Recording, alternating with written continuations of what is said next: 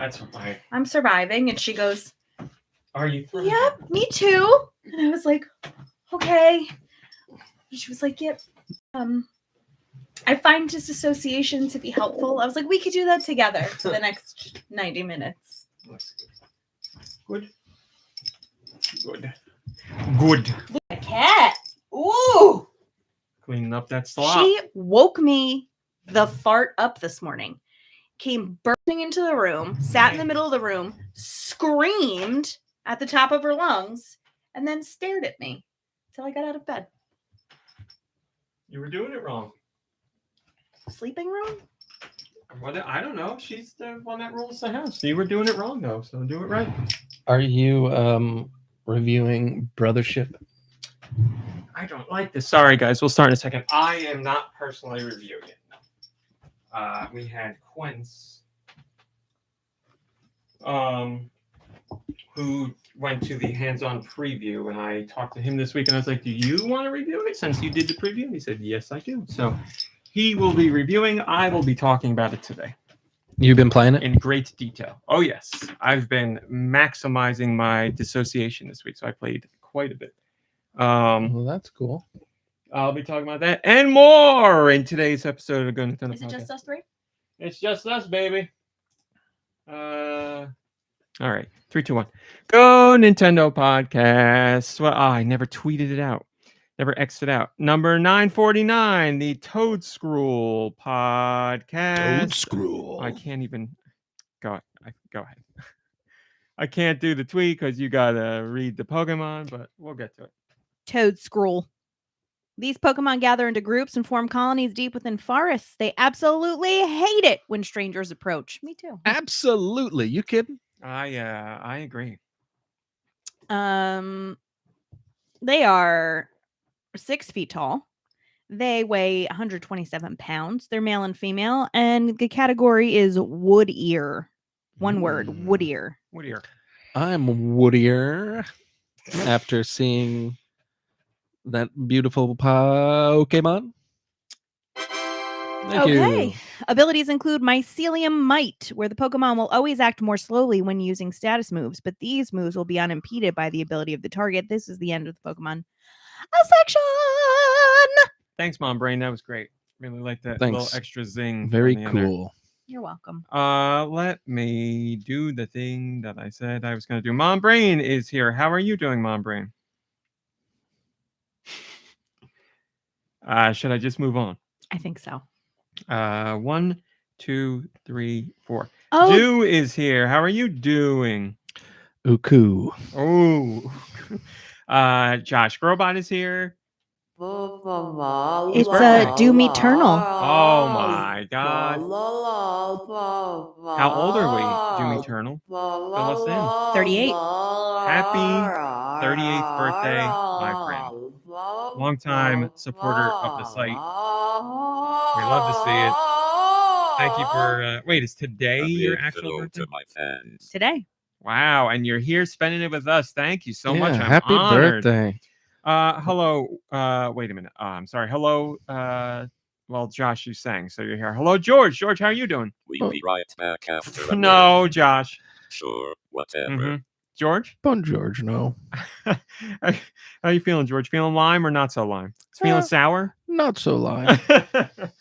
Let me say hello to the chat. I Hello. don't want to be here. All right. Doom Eternal and William and Highland Tom. Love my NES. Tony De La Mancha, Sneaker Hacks, Drake, Nico Darunia, Microtic, Ice Dilbert. I love that picture. Malik Halo. Ice Dilbert, I believe it's a question from you today, too. Hello, Gecko Kitsune and Retsuza and Blood Ocean and Vachi and whoever else is in here. Thanks for joining us on this Saturday. And oh my God, look at those beautiful creatures. Beautiful creatures. We love to see it. 2 beautiful puppies.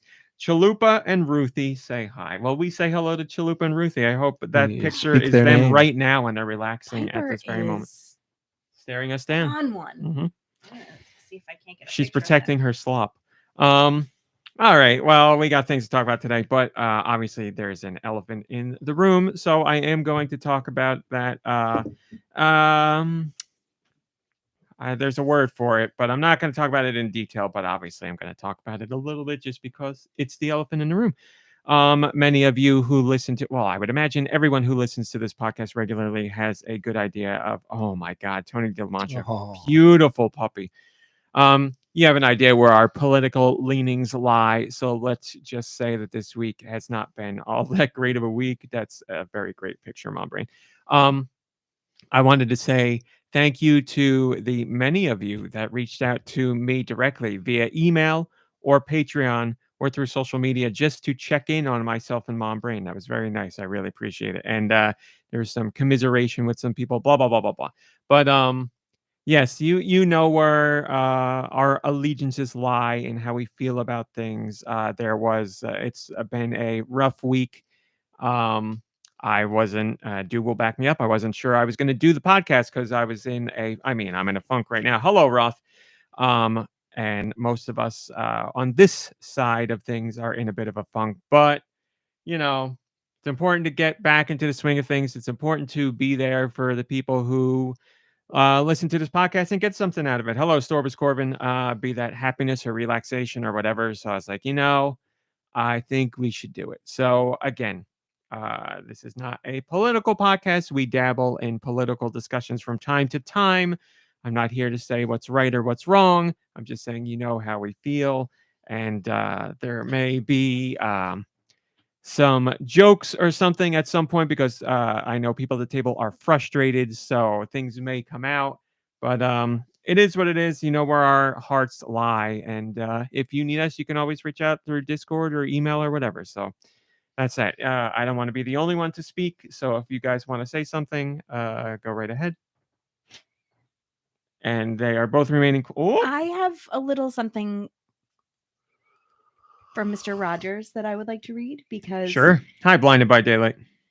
when things like this happen and I get scared and I get worried and I get frustrated, I usually turn to Mr. Rogers, the only old dead white man that I ISD. trust. Oh my goodness. And so he says, when I say it's you I like, I'm talking about that part of you that knows that life is far more than anything you can ever see or hear or touch. That deep part of you that allows you to stand for those things without which humankind cannot survive. Love that conquers hate, peace that rises triumphant over war, and justice that proves more powerful than greed. And I think that that's the message that I want to put out into the world. That's what I mean when I say it's you I like. There you go. All right. Now that that's out of the way, Do, you're good. I'm not. Yes. I'm not yes. going to speak. Yes. So there you go. That's that. But here we are. We're going to try and do our best to put on a regular show. Is it going to be a good show? No, but it never is. So that's fine. So that's something that can carry on. That is not changing. No Nikki Hill today. He is doing a gig. So Nikki Hill, we speak your name. I don't know what's going on next week. Maybe he'll be back. We have not seen him in a while, but hopefully he'll be here. We'll see what happens. Hello, Radical Defect. Good to see you. Radical Defect says all Gonin pods are good shows. Sorry to break it to you. Well, Radical Defect. no matter how much we try, You have not terrible to make that taste. the case. Sorry to break it to you. Aw, what a nice thing to say. All right. What do we got here? Let me see what I have. Yeah, I'll talk about this. A little something before we get into the regulars. The regular schmegula. There's been something going on with me the last few weeks. It seems You smell it too? that's what it is. That's what it is. Swish. It started a few weeks ago where I was looking for a hat because I was cold, and I went in the closet and I was like, oh my God, I forgot I had this hat, a 3DS hat. Of course, I'm not wearing it now, but you may have seen it in recent podcast episodes. I was wearing an official Nintendo 3DS ski cap. And then I found another one. I was like, I didn't even know we had two. There's two of them floating around now. So I was like, oh, the 3DS. Yeah, I'll wear that hat. Whatever. And then There were spider eggs in the hat. that's what it was. Your spiders and flies were in there. Oh my god. Yesterday, I was going about my usual business for the site, and I see things. I'm trying to be more active on Threads, not from a like GoNintendo news perspective. That's the same as Twitter, so you can go on Threads. Follow at GoNintendo Threads if you'd like to follow all the GoNintendo news, but through Threads rather than Twitter. We're also on Blue Sky. You can get the links on the website. Oh, there you go. So I've been commenting on people's things on Threads, game related stuff, just to have some fun conversations because, I think that's important and it's something I've been meaning to do. And this was a great week to start doing that stuff. So that's what I did. And someone was talking about how they picked up Zelda Echoes of Wisdom. And it was their very first Zelda game ever. They had never played a Legend of Zelda game before. Wow. And they were saying how much they loved it. And I was like, that is awesome. And I left them a comment. I was like, I am so envious of you having not played any Zelda game. I was like, when you finish Echoes of Wisdom, you have so much there. And there's so many exciting installments in the franchise. I didn't want to be like, everyone is great because I think that, but I didn't want to like go that hard. I'd And be you like, didn't got want so them many to to pick be from. like, I'm waiting until they remake it. Yeah, exactly. So I just left that comment, and it was a nice little conversation. And then I was on TikTok yesterday, and some woman came. Hi, Freddie Fro, good to see you. That's it. Yes, SD. This is a long way of saying Link's crossbow training is getting a remake. That's the inside information. Oh, Doom Eternal. That's a great gift. I was on TikTok. I should have looked this up beforehand. Somebody came up in my on my For You page, and I started following them right away. Damn it. I thought I followed them. Maybe I didn't. But they do kind of what Smooth McGroove does.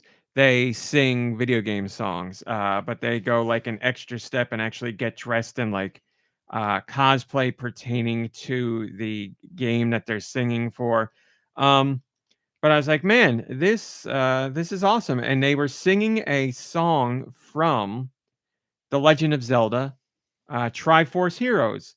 And I was like, oh my God, what a beautiful song. I was like, holy crap, man. And I got like goosebumps from it. And I'm like, man, what an amazing song. And the woman did it really well. I'm desperately looking for it in my history right now to try and put it in the Discord. Oh, I got one of them.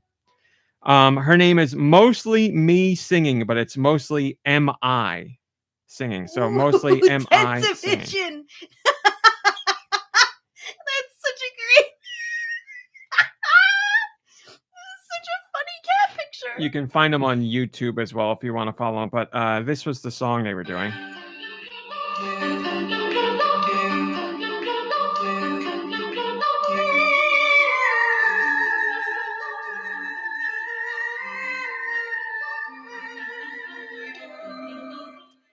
And so on. So I was like, man, what a great song. And that's all just her, one woman singing. Obviously, she records the parts separately and then merges them later. Again, mostly me singing on YouTube or TikTok, and I'm sure other places. It's like, man, what a great song. And I was like, there is that part of my game history where I am a sham. Let me see here. Triforce Heroes. Triforce Heroes came out in 2015. So October 22nd, 2015. So we're coming up on the 10th anniversary of the game. Most of the year left in that 10 year, but still 10 years. And I was like, oh my God, I can't believe it was that long ago. It is a Zelda game that I have never finished because you can play it on your own, but it's made to be played with other people. Much like Four Swords Adventures or whatever. And I was playing it with Mom Brain back when it came out, and I played it with, I want to say Nikki Hill, I'm not positive, and I believe Kirby was another one. Did you play it with us? I don't remember. I don't know. I think I played on the one that was earlier than that I with thought the Game Boy Yes, Advances. I thought so too.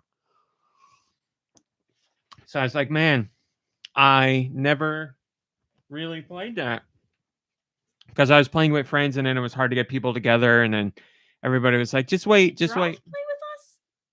No, she played Final Fantasy Crystal Chronicles, one of those. I forget what one. The Touch the Crystal one is what she played with us. And people were like, "Don't play without me. We got to get back together." And then I was scarred because of my obvious Final Fantasy Crystal Chronicles story, where I beat that game on my own, and it is still a thing that I get dragged for decades later.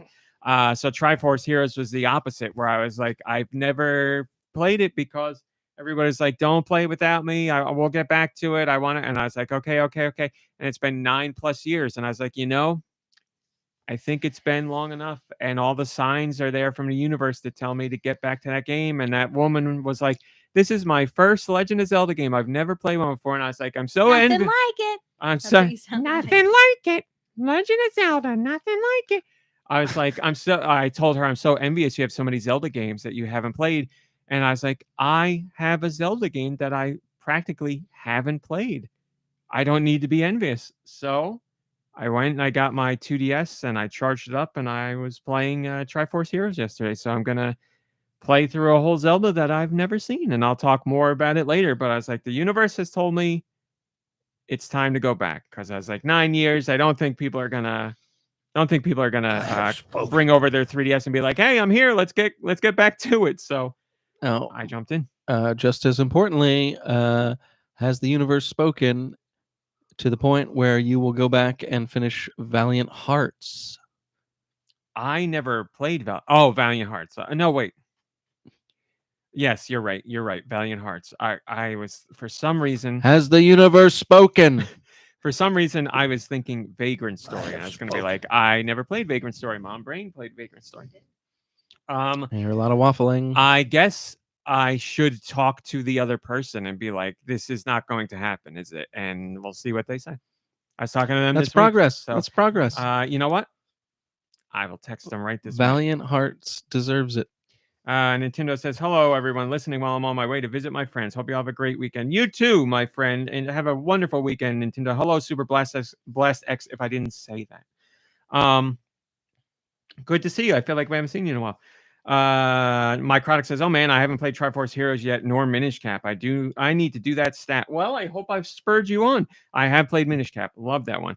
Triforce Heroes, I played up through the first section. Like each section, I don't know what sections are broken down into, how many portions. The first one has 4. I finished all 4 and beat the boss of that one. And I remember that's exactly where we stopped the first time we played it. So all from here on out, so 90% of the game is, for me, it's going to be brand new. So very excited. But yes, I will text that person and ask them about that. And like I said, the universe was speaking to me. It's been 9 years. I don't think anybody was going to show up with their 3DS and want to play. So a Mom Brain came downstairs, and she was like talking to me for a second, and then she looked, and she's like looking at me weird, and I was like, "Yes, I am playing the 3DS right now, because Is he playing Switch handheld?" And then I was like, Nice. "No." too small. Very cool. So yes, I'll talk about my time at that later. But I was like, that's interesting how all that stuff worked out. Hello, Joe Shabadu. I'm interested in this. So there's that. We also have Patreon, Mom Brain. Did you know? You could join the GoNintendo Patreon? Whoa, for $1. Thank you, Billy. I was on Patreon all week. Did I feel like posting? One day in particular, I didn't feel like posting, but I made a point in telling everybody, I am here. I am committed to you. This post may suck, but I'll try and get in the right mindset, whatever.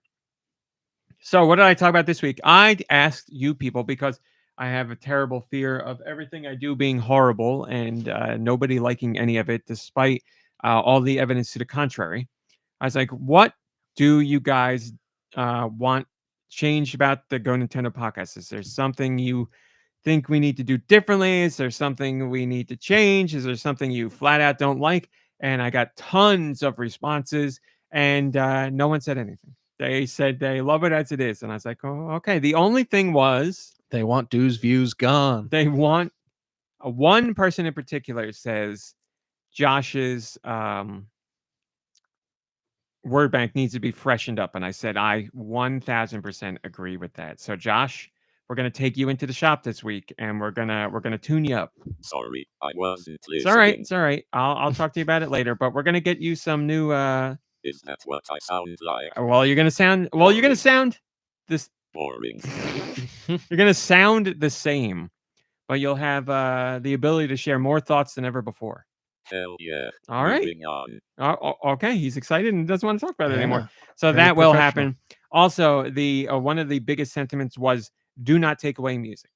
I never indicated that we would be taking away music, but people were like, do not take away music. Mom Brain, would you like to continue doing music? I mean, and if anybody else would like to take it over, you are more than welcome. But I will do what the people want. So you're saying music is here to stay. I'm saying if that's what the people want, that's what Okay. I'm doing. Give the people what they want. Very good. And then that was it. So thank you for all the input from everybody. It was very nice. I didn't put together more flarping, says Joe Shabadoo. We do need flarp. We haven't had it in a very long time. No, Radical Defect, thank you. I wasn't putting together that post to be like, shower me with praise. I was putting it together to see like what do people really want, and they like the show as it is. So it is what it is. I'm going to put out like a more But if you want to shower Deux with praise to RMC, please do that. I will put a more general question about the podcast out like on Go Nintendo proper and see what people say there. But we'll get to that at some point. So I wrote about that. I wrote about Feyland, Faeland. It's not been announced for Switch, but boy, I hope it does come to Switch. It's a Metroidvania that certainly has some Zelda inspiration, but I can't explain how much I love the style of it. It very, very much looks like, I haven't played it, but it feels like a Super Nintendo era Metroidvania, although grander in scope. Just the way the characters are animated and the color palette and the soundtrack too, it's all like very, very Super Nintendo nostalgic, and I absolutely like it. Looks great. It's like very painstakingly animated. It just really. I said in a post that there's I think plenty. that was me at work this week, painstakingly animated. Yeah, It that's was, right. Yes, children, I'm so happy. Making people happy. I Stillbert, there it is. It's just plenty of games nowadays try to mimic the look or style or feel of games from our past or eras gone by, and to more or less degree they do that, but very few of them really capture the essence of what those games were. And while I have not played this Feyland yet, I can say from just a visual and audio perspective, it certainly seems like they have laser focused and honed in on exactly what that type of vibe was. So it just looks awesome. Very excited. It's in early access on Steam, and I think the 4th chapter is up now. So you can play a decent chunk of the game right now if you wanted. And then hopefully it will come to other platforms later, including Switch and the Switch's successor. So we shall see. I wrote about that. I wrote about heart-racing moments in games. So I don't mean like exciting moments. I mean like literal moments in games that get your blood pumping, where you can feel your heart like really going crazy. And I said the only thing I can really think of is Fortnite. When you are like it's especially for me in a solo game. If I'm in a solo game and it comes down to like 2 or 3 people, like I am really feeling it. Like I'm like, my heart's going crazy. My adrenaline is rushing like none other. Pressure's on. And regardless of win or lose, after that match ends, like I have to come down from it. Like my heart will still be going and I'm like fidgety into the next round. Like as the bus is dropping me off, I'm still like coming down from that Yes. moment. So like that's not a feeling you really get from any other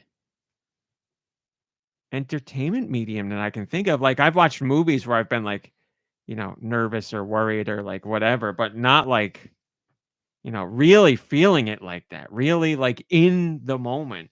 There's been music that I really loved, and they all get me to some degree of that. But by far, games have got me to that. You hear this all the time. There are plenty of times when your body doesn't know that what you're experiencing isn't real. So like it's just having a response to what you are feeling. It doesn't know you're playing a video game and the video game's not real. It's just the receptors are firing and your body is feeling those things. And that body's reacting to what it perceives as a real threat. So Plus, I think it might be heightened a bit, the fact that you're most likely playing against another human controlled or like a character controlled by a human. that's So a huge part it of it. like I agree. elevates it a little bit. Like if you're fighting, Dracula at the end of Castlevania, yeah, you might be like a little, What? you might be like a little excited, but you're not going to Yes. be like out of breath for 5 minutes after it's all Yeah. said and done. There's something about that mano coming down to the last ditch effort against another person in Fortnite that can do that to you. You are 100% right. That's an excellent point. Yes, the human component, knowing that a real person is on the other end, is thrilling and horrifying and exciting and intense and nerve-wracking and all kinds of stuff. So, yep, that's it. Because in Fortnite there are bots wandering around. You might get shot a few times and you get a little nervous, and then when you find out a bot, it's just all that dissipates. You don't really care. Yeah. And it certainly those same feelings happen when I'm playing with friends too. If it's 4-on-4 and there's only 2 teams, I feel that way. If it's just me left on the team or me and one other person on the team, or reverse a team of 4, it's terrifying. And like I can feel my hands fidgeting and they're not doing what I want them to do because I'm nervous. And it sounds like it would be horrible, but I do love those moments, and I think that's something. Hello, Rosemary the Farmer. Good to see you. I hear you, Rosemary. We are here for you. Drake, did I say hello to you? Yes, Drake. I'm really feeling it, as Shulk would say. So yeah, that's just such an amazing thing, and I was looking for what moments people were saying did that for them in games. I talked about Death Note Killer Within. Death Note Killer Within is a brand new Death Note game that's available on PS4 and PS5. It's also part of PS Plus, so if you have that, you can get this game at no additional cost. I said, while I love that there is a Death Note game, I am a little disappointed they didn't do more with the IP, although what they have chosen to do makes perfect sense. It's basically Among Us, but with a Death Note skin. And with the story of Death Note, that makes perfect sense. You have Kira and you have L, and one person is killing people and one person is trying to find the killer. So What about that demon? Ryuk. Yeah, that guy. Well, yeah, so like in the game, they use like in the anime there are scenes where like they're moving around like little character pieces to represent what's going on and like show their thoughts on who the killer is and blah blah blah blah. And that's how it works in Death Note Killer Within as well. So you're moving around like the little pieces to figure out who's the killer, blah blah blah blah blah. But like Among Us is still huge, and there have been Among Us clones, but none of them have come anywhere near the success of Among Us. And I don't see Death Note Killer Within doing it because like it's just Among Us with another skin. I love Death Note. I would be willing to try this, but I don't want to play it with strangers. Like I would want to play it with friends, and it's gonna be like I'm not going to be able to sell it to anybody. I'm not going to be like, come on, let's go play. Like our friends, to tell you the truth, weren't really that into Among Us. We played it for a little bit, and then that was that. So like, We played with family, and I've played with like Droth and her kids, and it's a good time. I think it was. Yeah, I like it. Yeah, it's just like fun. Like it's just pure fun. And I think that's important because fun is Fun. worthy in and of itself, right? Like fun can Let's have a little fun. yeah. Fun toys are fun. So it's and I'm not saying it's undeserved. It's a tough sell to be like, hey, you remember Among Us? Let's play Among Us, but it's about now it's themed after an anime you either don't know or don't care about. And also it's much more expensive than Among Us. Like why would you do that? And it's not going to have anywhere near the player base of Among Us. Like there's no inroads for me to get people to play, and I completely understand that. It just doesn't make any sense. Like they just want to use the popularity of Death Note to sell another of both franchises, I guess. It's a great idea. But it's like, is it? Why all of a sudden for Death Note? Like Death Note as maybe an I'm Among not Us, understanding Death like Note, how the game works because it works just like Among Us. It's exactly the same. Yeah, but like Death Note, it's like a great anime. It's like really great. You want to play like this? I don't know. That's what I'm saying. Like as an idea, Among Us style gameplay for Death Note makes perfect sense. I get it. I understand it. But why not just play Among Us? Like it's exciting to see Light and Ryuk and everybody. Yes, but like you're just playing Among Us. Like Among Us is much cheaper, has way more people playing. I would rather them. I get it. I get why they did it because it's right there and it makes sense. But I would have rather gotten a Death Note game that was its own thing. Like give me an RPG Death Note or an action adventure Death Note should just Note. be left alone. Or Like, well, I mean, if you're gonna make a Death Note game, like I think don't copy Among Us because then you're gonna have to peel people away from Among Us, and it's not gonna happen. Like it's gonna be very, very few And people Among Us is who are free playing now. Among Us now. It's not free. People who play Among Us now who are like, yes, I will pay way more money to play the same game. Like I don't know. That's why it's on PlayStation Plus because they're hoping people are gonna try it and buy it, and that's not going to happen. Like also you'd be buying into this game knowing the player base is way smaller and only going to get smaller still as the weeks go on. So it's just I get it from a mechanics perspective, but I don't think it was the right decision to do this. It's way too late to clone Among Us. It's way too late to clone Death Note or to use the Death Note IP in this way. I think you could do a Death Note thing just in another direction. Is Willem Dafoe involved? No, this is strictly anime Death Note. So no Willem Dafoe. We'll see who comes back. We'll see who plays Ryuk in the Duffer Brothers version of Death Note. Maybe he'll come back for that. Another version of Death Note. Well, I don't remember if I told you this or not, but you probably did. Forgive me. So no, it's fine. I do it to you all the time, and I don't mean to. The Duffer Brothers were like, we have Stranger Things. It has 5 seasons, and that's all it's going to have. And, season 1 came out, and it was a huge hit. Netflix like, how about more seasons? And they were like, no. And then the next season came out, was even bigger, and Netflix was like, how about more seasons? And they're like, no, 5 seasons. We know what we want to do. So at some point, I think it was just last year, maybe, or last season, or a little bit before last season, Netflix was like, how about more seasons? And they were like, no. And Netflix was like, well, how about a spin-off? And they're like, we have ideas, but we're not necessarily, we don't want to jump right back into more Stranger Things. And they're like, okay, maybe you guys can do it later, or maybe we'll get somebody else, but you guys can write it. And they're like, we'll talk about it later, but we're not really crazy about it. And they were like, all right, well, how about we let you do what you want to do, but then after that you do something Stranger Things. And they're like, okay, can we do whatever we want? And they're like, anything you want. And they're like, anything? They're like, yeah, anything they want. And they go, we want to do Death Note. And Netflix was like, we already did Death Note. And the Duffer Brothers were like, yes, we know. That's why we want to do Death Note, because your Death Note was horrible. And Netflix was like, okay. So Duffer Brothers production company is doing a new adaptation of Death Note for Netflix that will be a series, and so we should be they're doing it justice. Then, well, yeah, the Duffer Brothers are huge fans of Death Note, and they want to right the wrongs of what has happened because they believe there could be a major audience for it if it was done correctly. So It I exists appreciate it. already. It's an awesome show already.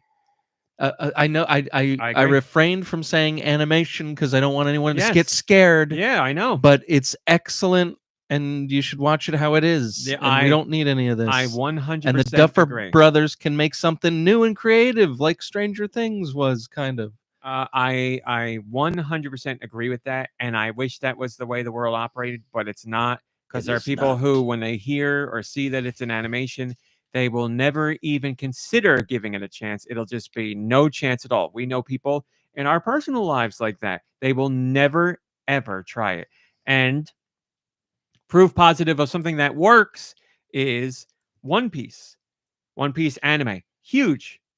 One of the biggest anime in the world. Incredibly popular. Netflix is like, let's do a live action version. They got the guy who does One Piece, and he was there every step of the way. They had people about the show who really cared and understood the anime. They've done a first season of a live action adaptation, and everybody was like, oh my God, it's good. And not is it just good, it's really good. So it can work. And that brought in people who were unfamiliar with One Piece at all, people who don't want anything to do with animation. And it has convinced some people to check out the animation because they're like, I want to know what happens next. And people are like, well, great news. You can find out that and so much more. So when it is done correctly, it opens doors. How many doors does it open? I don't know, but it can open doors. So there's, let me stress this. I hate that it is like that. I want them to go watch the anime.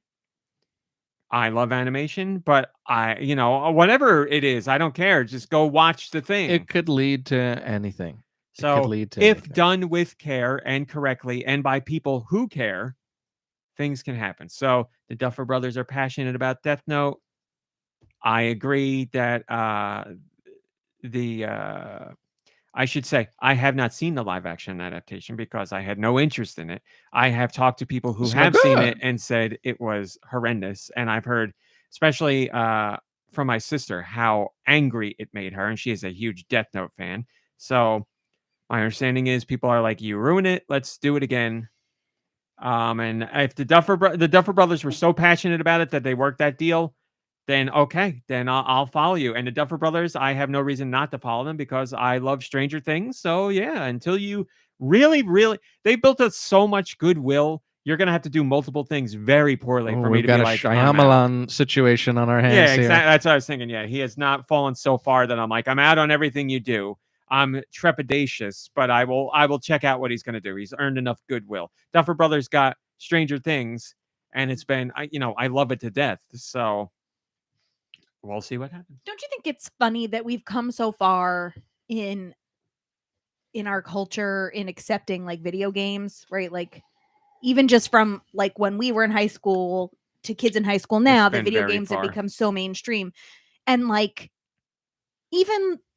there's even like animated Disney movies that are really kind of like, Inside Out, a lot of people were Hi, going to Marsboro. see, and it wasn't just like, oh, that's a little kid Disney movie, but we've still not like, well, I mean, I guess we have because we watch like The Simpsons and Family Guy and that kind of stuff, but I just feel like animated films, I guess, haven't found that same. No, it doesn't. We haven't gotten there yet. Yeah, you Yeah. are exactly right. There needs to be a breakthrough. I mean, there Anime doesn't, has and, exploded in popularity. Yeah. It is absolutely massive, and that is very much recognized by people all over the world. When it comes to Western animation, we allow, when it comes to the general population, and I say that, but it's kind of stupid because anime is huge. It's literally the number one genre on multiple streaming services like Netflix and Hulu. And if it's not number one right now, it's in the top 3. Like it's massive. But we're talking about theatrical releases and all that. Western audiences expect funny, kiddie stuff, and there's nothing wrong with any of that. All that stuff's great, but they are not. They Like, never they're not even looking consider for big, yeah. like meaningful, moving stories to be told with animation, which is a shame. Or because, even just like adult stories, and I don't mean like sex or violence. I just mean Mhm. Yeah, like not like themes that are Pixar deep. stuff. And I'm not knocking Pixar. Hi, hipsters, good to see you. And I So, just yeah. feel like so much could be done better with animation, right? Like you literally the world is your oyster, right? Like you can animate whatever you Yeah. want. See, like something like Spider-Man Into the Spider-Verse has made some considerable inroads. Yeah. It is comic book related, and it is something people are willing to take in as far as a cartoon medium goes or an animation medium goes, but it does chip away at the idea of animation is strictly for kids and for kiddies stuff. Like it's there's enough like real things and serious stuff going on there, like topic of racism and stuff like that. That's all throughout both movies.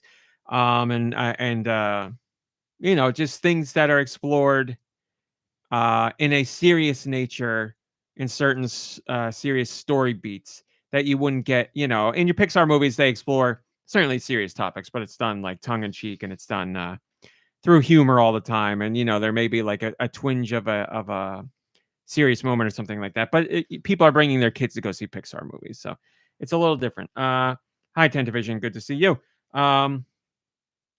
So we'll see. I don't know, but that's the story with Death Note. Oddly, funnily enough, I'm going through my Patreon posts, and I was talking about what?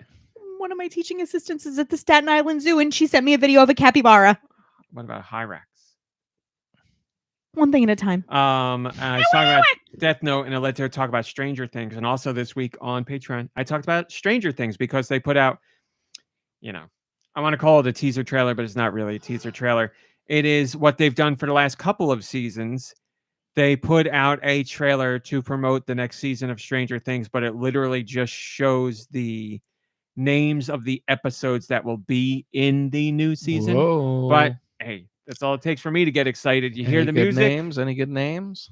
I don't remember what they are. The last episode of the show is called The Right Side Up, because the first episode of the show is called The Upside Down. Oh. So other than that, I don't remember. One of them had somebody's name that was blocked out. I don't remember what the title said, but it was a name that was not, yes, that was not showcased. But yeah, it's whatever. The names of the episodes, the Stranger Things logo, the music, but that's all I need, man. I'm in. Like, I'm excited. I love Stranger Things. I do not think it's a perfect show, but I do think it's an amazing show. I greatly enjoy that cast of characters. It still blows my mind that an unbelievable amount of networks passed on that show before Netflix decided to take it on, because much like animation, they were like, nobody's going to watch a show about kids. And it's like, you are not looking at what the show is. You are looking at it with kids in the lead, and that's all you're looking at. This is an adult show where kids are the characters. Like, just, stupid. But thankfully, say what you will about Netflix now, but Netflix then was like, yes, let's do it. And they gave them the budget to really do it. And it became like their hallmark show. It still is their hallmark show. So good for them. But good for them. Hopefully those kids turn out all right. This is, most of them seem okay. One's a piece of crap, but most of them seem okay.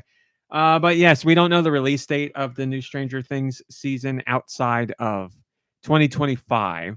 And if it's going like the last season did, it will be out in May. So fingers crossed it's sooner than that, but fingers doubly crossed that it's not later than that, because I want to see the damn season. And they split that season, right? Oh, you wouldn't know. Never mind. I'm not saying that to be mean. You wouldn't know. I'm pretty sure season 4, they split halfway. There was like 4 episodes, a break, and then 4 episodes. Oh, yeah, they might have done that. I think they did. I think it came back in like July.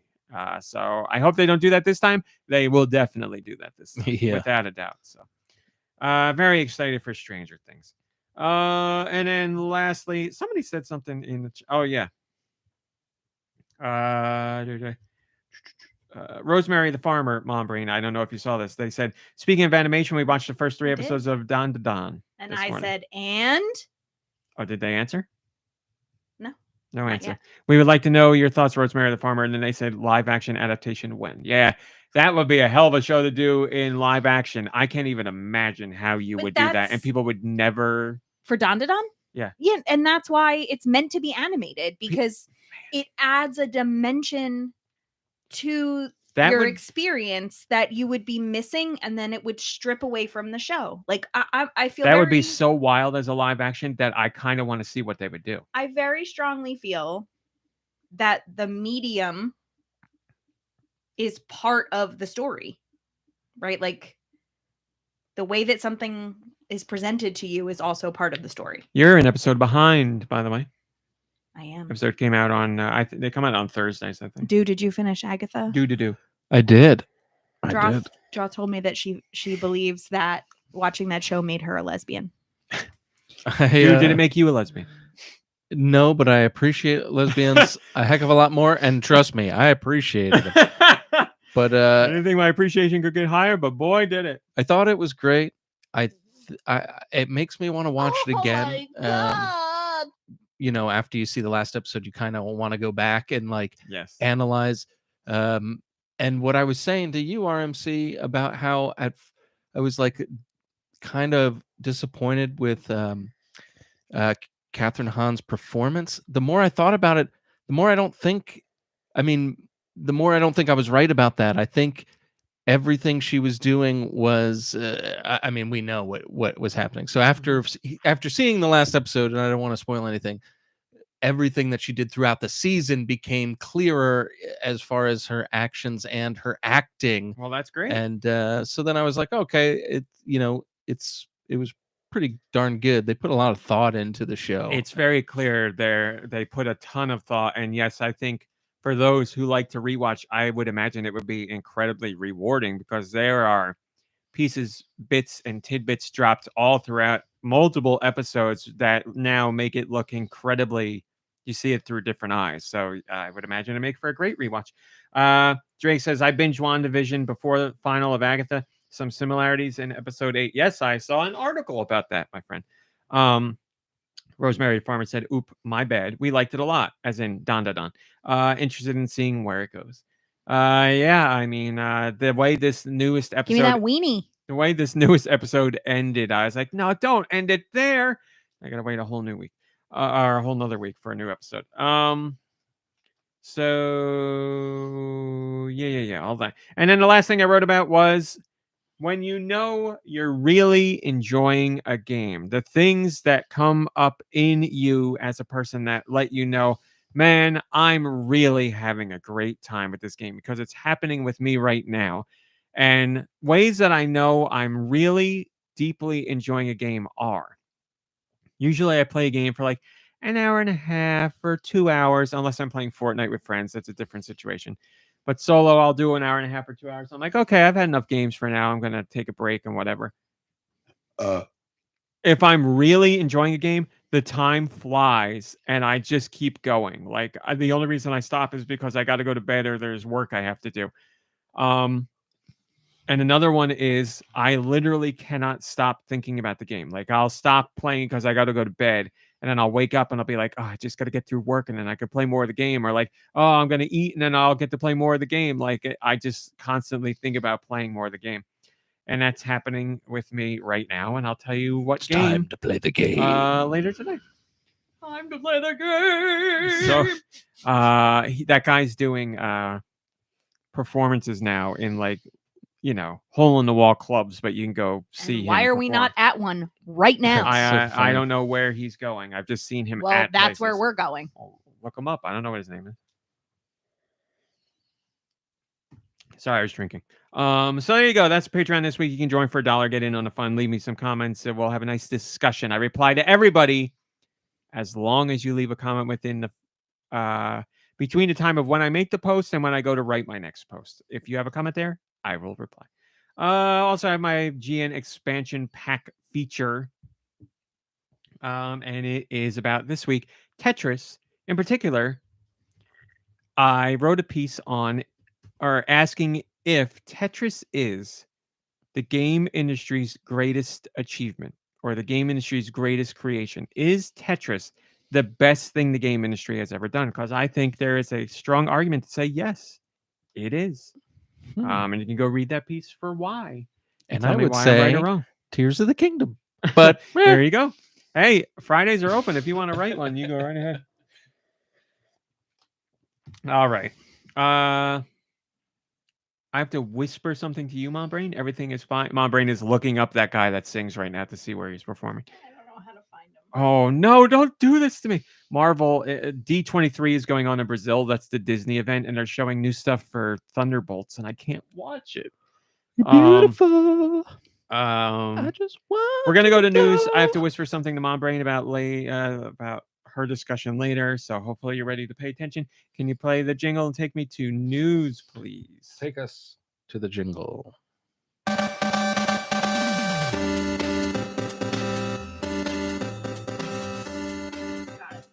Okay. Secret conveyed. Agent We're in Man. good shape.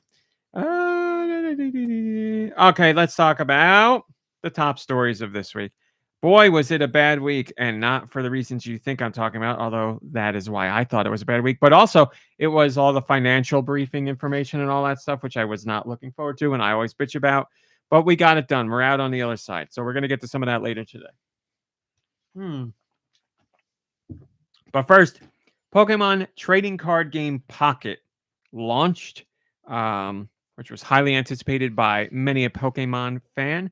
And surprise, surprise. And even some who don't care for Pokemon That's right. all that much. Lots of people who don't really have an interest in Pokemon have been picking this up because the proof is in the pudding, and the pudding are the numbers. Numbers.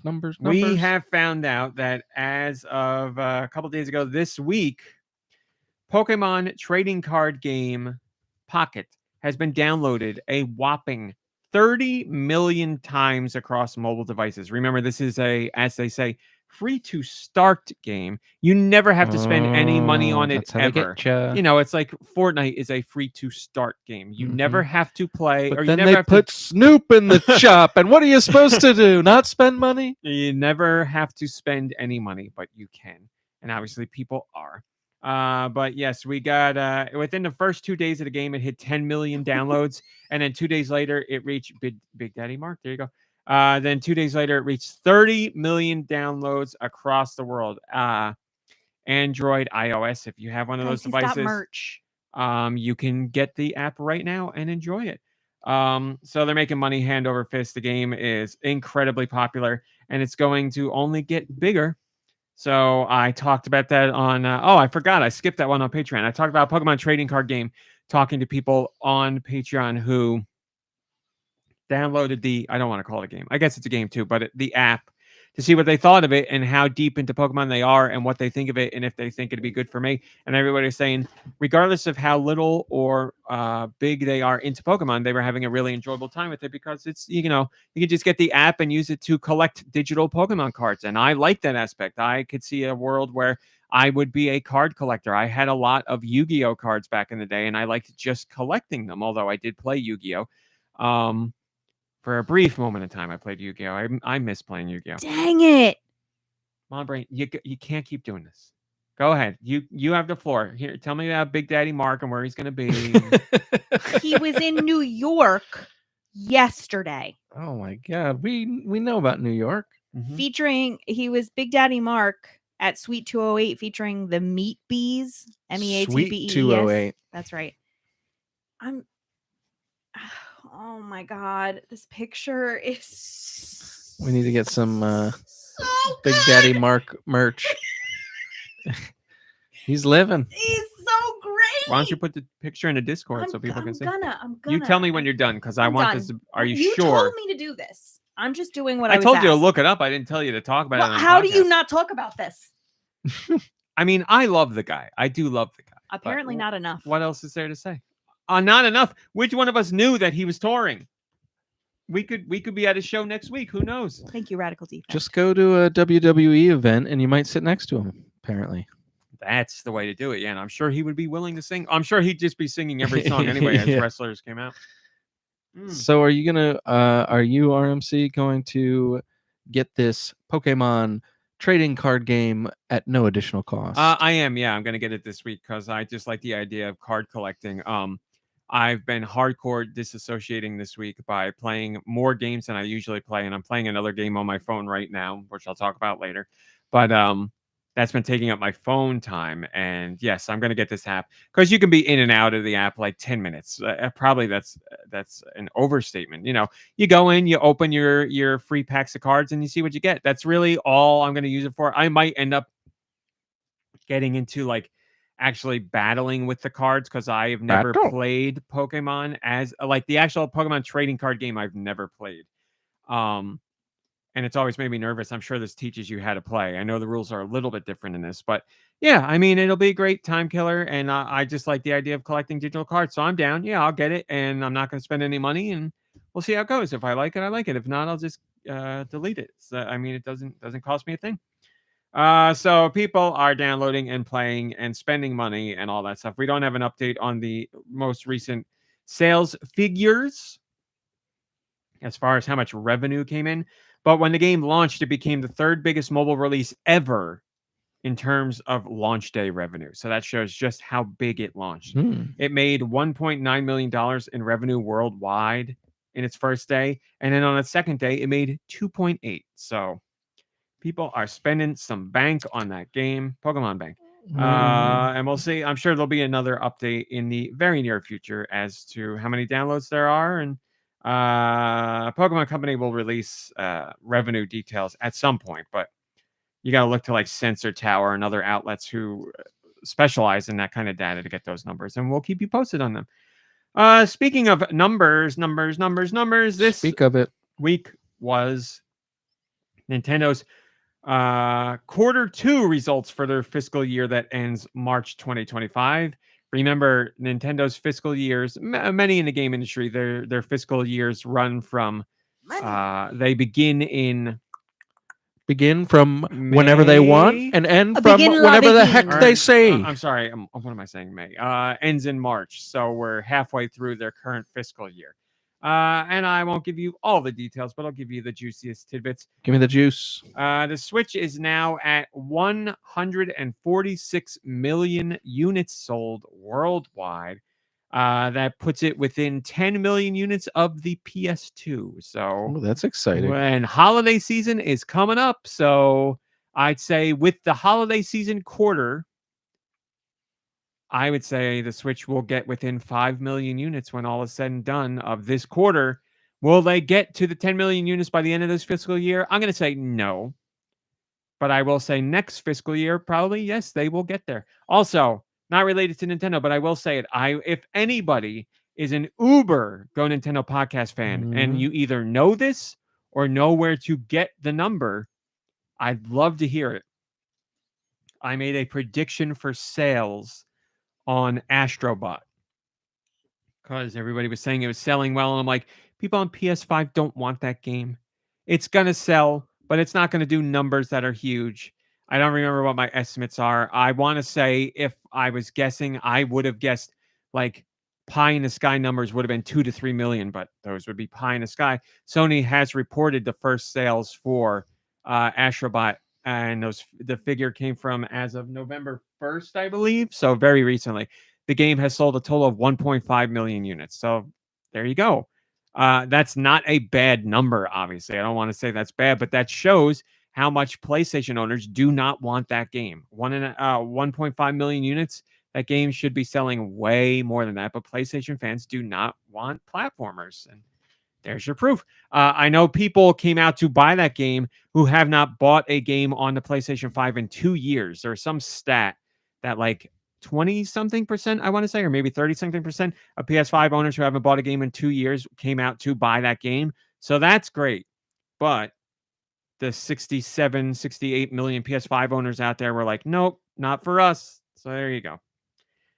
If Sony could swallow their pride, well, it wouldn't make any sense. I was going to say bring it over to other systems, but they can't because, as I've said before in the past, it's literally the whole game is Sony. Like everything's like the PlayStation, and you're inside a PlayStation, and you fly on a PlayStation controller, and this is the giant PlayStation Tower, and no here's other X and console circle and could do triangle, what square. you're doing Yeah. right now. So it's a shame because that game deserves a bigger, wider audience, and it's not going to get it on PlayStation. So, not saying 1.5 million in sales is bad, but I personally believe it to be bad because we know what platformers can do in terms of sales when they're on Switch. So, I hate to see it, But there it is. Did you ever get to finish that game? I'm RMC? very slowly chipping away at it because I constantly fight.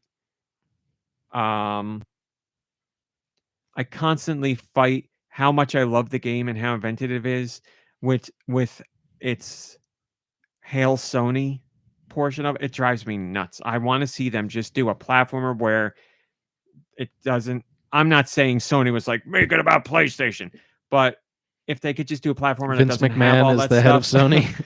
I would like to see that. Freddie Fro says they read that the Astrobot dev team had around 60 people and it took 3 years, so it should end up making Sony some money. Well, yeah, they say especially compared to other investments like Concord, it'll certainly make more money than Concord. That's without a doubt. Yeah, I'd like to get the figures on that. Marsboro says Princess Peach probably sold more than Astrobot. Ooh, I wonder if we have that figure somewhere. That's a great question. Division says you say that, but if it was about Nintendo to the same degree, I'd bet you'd love it. What do you? Oh, got your number on that one. I don't know what it means. I'd love to hear more. I think we Division. know what it means. You say that. First off, I don't know what that's in reference to. I would love clarification. You say that, but if it was about Nintendo to the same degree, I bet. Oh, if Nintendo was like, here's a game, and it's you're inside an NES, and no, I've said that. I've already said I don't like that stuff. I want to. I said that about. I want to defend you. Breath of the Wild. Yeah, you don't like awesome and things like like the Breath of the Wild tablet or the Luigi's Mansion. I've already. I don't like that stuff at all. It's like a food level for me. I can't stand that stuff. I don't need to be like, oh, the Tingle Tuner looks like a GB. Get it out of here. I don't like that. I love it. I love that. I don't like it. I What's like her name Nintendo. in, I don't need Nintendo Trace in my Memory Nintendo. had a 3DS in her pocket or a DS in her pocket. That's awesome. Cannot stand it. Thank you for backing me up there, because I do and have historically said. 10 Division says, okay, that's fair. I was wrong. 10 Division, that's fantastic. That's what the world needs more of. You heard the counterpoint. You said you were wrong, and that's that. I very much appreciate that. Disney's doing all this stuff I want to see right now. What if it was an oven, but it's already shaped like a pie, says Marsboro. No, but no food stuff, damn it. I remember, where food stuff is okay? In Chippendale Rescue Rangers, because they're small little creatures, and if they're going to go inside a house and there's a kitchen there and there's food, fine. They pick up apples to throw at people, fine, because they're little creatures and there's apples around. I get it. But they don't go to like, it's a food world where everything's made of food. No. Is that the song that's like do do do do do do do do? That's the one. Do do do do do do do. Yep. Television says, what if you had to collect ice cream robots and cake robots and crepe robots? No, damn it. Which is worse? Hail PlayStation or Hail Food? Hail PlayStation is worse. So there you go. You found something worse. I would take the food over the corporate, but I would not like it. This is exciting. Look at all these things coming out. I want to. All right. Well, that's all the time we have. Yeah, I'm not going to rush the show. It's just new trailers for all this stuff. Back to Nintendo sales. Hail Nintendo. As I said, he said it. 146 million Switch units sold. Total number of million sellers during this quarter is 9. Nintendo sold another 4.7 million units of hardware and 70 million units of software this year. Those are down compared to last year. Obviously, we're in 7 years of the system. We don't need all that. Nintendo revised their Switch hardware sales forecast down by 1 million. So from 13.5 million to 12.5 million, they revised software sales down by 5 million from 165 to 160. So revisions downward, but not big. I guess you could argue the Switch one is big because it's down by 10%, but it's down. We're 7 years into the system. It's expected. Paper Mario, the 1,000-Year Door, has sold 1.94 million units. It achieved that in 3 months, give or take. And that is enough to make it. It sold better than the GameCube one in 3 months. So that's why they do remakes. Wow. So the GameCube one, beloved, but you look at the internet, it's like, oh, I love this game. It's the best. Nintendo, remake it. So more people bought the remake, but still it sold 1.9 million That units. doesn't seem like a high number. It's RPGs. Considering. RPGs have a very like low ceiling as far as how they can reach. Like traditional RPGs, even with Mario in it, like the best Mario RPG as far as sales go is Super Paper Mario, which isn't really an RPG. It's like a 2D platformer with some like a very, very light RPG elements in it. So yeah, when you go that route, you have a ceiling, but you can make those games and make money based on knowing the audience and how far those games are going to go. So what's Luigi's Mansion's 2's excuse what do you mean? for selling less than the RPG Thousand Year Door? What's its excuse? I don't know what the sales of Luigi's Mansion 2 are. I'd imagine they're higher than that, yes, but that'll have some legs on it. I don't know where it'll end. I would imagine the 3DS one will probably still stay best selling over this remake. And you could argue that Luigi's Mansion 2 really wasn't that long ago. It was on the 3DS. So that's all I got for you now. Yeah, I'd have to look up the sales. I don't remember them off the top of my head. Echoes of Wisdom sold 2.5 million units, and that's off to a fantastic start because it did that in 4 days. So good for you, people, going out to support Zelda in her first starring role. Excellent job, everybody. You love to see it. We have our updates on million sellers in general as well. Obviously, Mario Kart 8 Deluxe is still the top dog on the Switch. It's at 64 million units sold, which is bonkers. Animal Crossing is at 46 million units sold. Smash Brothers is at 35 million. Breath of the Wild is at 32 million. Odyssey is at 28 million. Pokemon Sword and Shield is at 26 million. Pokemon Scarlet Violet is at 25 million. Tears of the Kingdom is at 21 million. Super Mario Party is at 20 million. New Super Mario Brothers U Deluxe is at 17 million. We really need to do. What was that? It was a little Richard Simmons. Did he not? Did he not what? He like stopped talking last time. He just does karate chops resurrected. now. Hi. And there you go. We got the Switch first party calendar and no changes there. If you're hoping for more specific dates on Pokemon Legends ZA or Metroid Prime 4 Beyond, you don't got any. They're just 2025. That's all we know. And that's it. Autumnal Blake says, might take this chance to finally buy Nintendo shares. Yes, because as always, this makes sense because sales were down compared to last year, which one would argue would obviously be expected for a system 8 years into its lifespan. But sales were down, so shares dropped. That makes sense. But shares went up later this week because of a reason we'll get into later. But yes, if you were going to buy Nintendo stock, that would have been the time to do it. That time is now over. We did that. Why did Nintendo stock go up? Because as if the world wasn't on fire and there wasn't enough stuff going on already, Nintendo decided to make an announcement about the Switch Successor this week, giving us a detail we didn't know, which is a detail people have been clamoring for. And guess what, everybody? Nintendo heard you. They listened. You're getting what you want. The Switch Successor will officially be backwards compatible.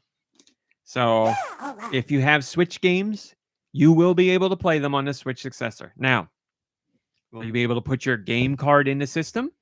Will it be through Switch Online? You'll get a download? We don't know. Nintendo hasn't officially said, but they did officially confirm that the Switch Successor will be backwards compatible. So there you go. Cool. And they also reconfirmed that there's been, quote, no change to plans concerning the reveal of the Switch Successor this fiscal year. So you will see the official Switch Successor revealed sometime before, let's say, the end of March. I don't know exactly when the fiscal period ends in March, but sometime before the end of March, you will know what the Switch Successor looks like and a good deal about what it does outside of the backwards compatibility. And they also reconfirmed that Switch Online will be there, which they've said a few times now, more or less. But in no uncertain terms. They like, it was just Nintendo's president literally went on their official Japanese Twitter account and said, "This is Furukawa. At today's corporate management policy briefing, we announced that Nintendo Switch software will also be playable on the successor to Switch. Nintendo Switch Online will be available on the successor to Switch as well. Further information about the successor to Nintendo Switch, including its compatibility with Nintendo Switch, will be announced at a later date." Did he really say this is? He's opened it up by saying this is he Furukawa? he always Wow, does that's And very right off the bat, dystopian. It feels like you're that. being, It's yeah, Furukawa. like you're being Yeah. talked to over a loudspeaker. Yeah, exactly. You're like walking. It's like a Half-Life. You're walking down like the city streets, and there's digital billboards with his face all over, and they're like, "This is Furukawa. Get inside your buildings." Yes, he does that. Re-education. He very rarely comes out directly on their social media to talk, but whenever he does, he wants you to know, like, this isn't the social media team. official. This is me. You're That getting me, is people. awesome. So yeah.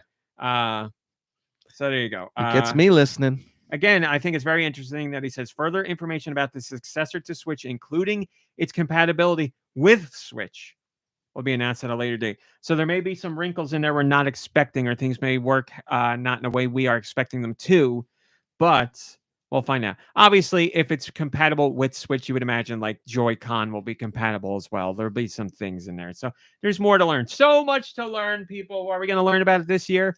Probably not. Because I don't know why now you'd be like, hey, people, go out and buy Switch. By the way, Switch Successor. Here's information. Like, you don't want to announce that in November or December. That's holiday season talk. Hit them in January with it. So my predictor now is January. That's holiday season talk. Yeah, you don't want to do it during holiday season. It'd be stupid.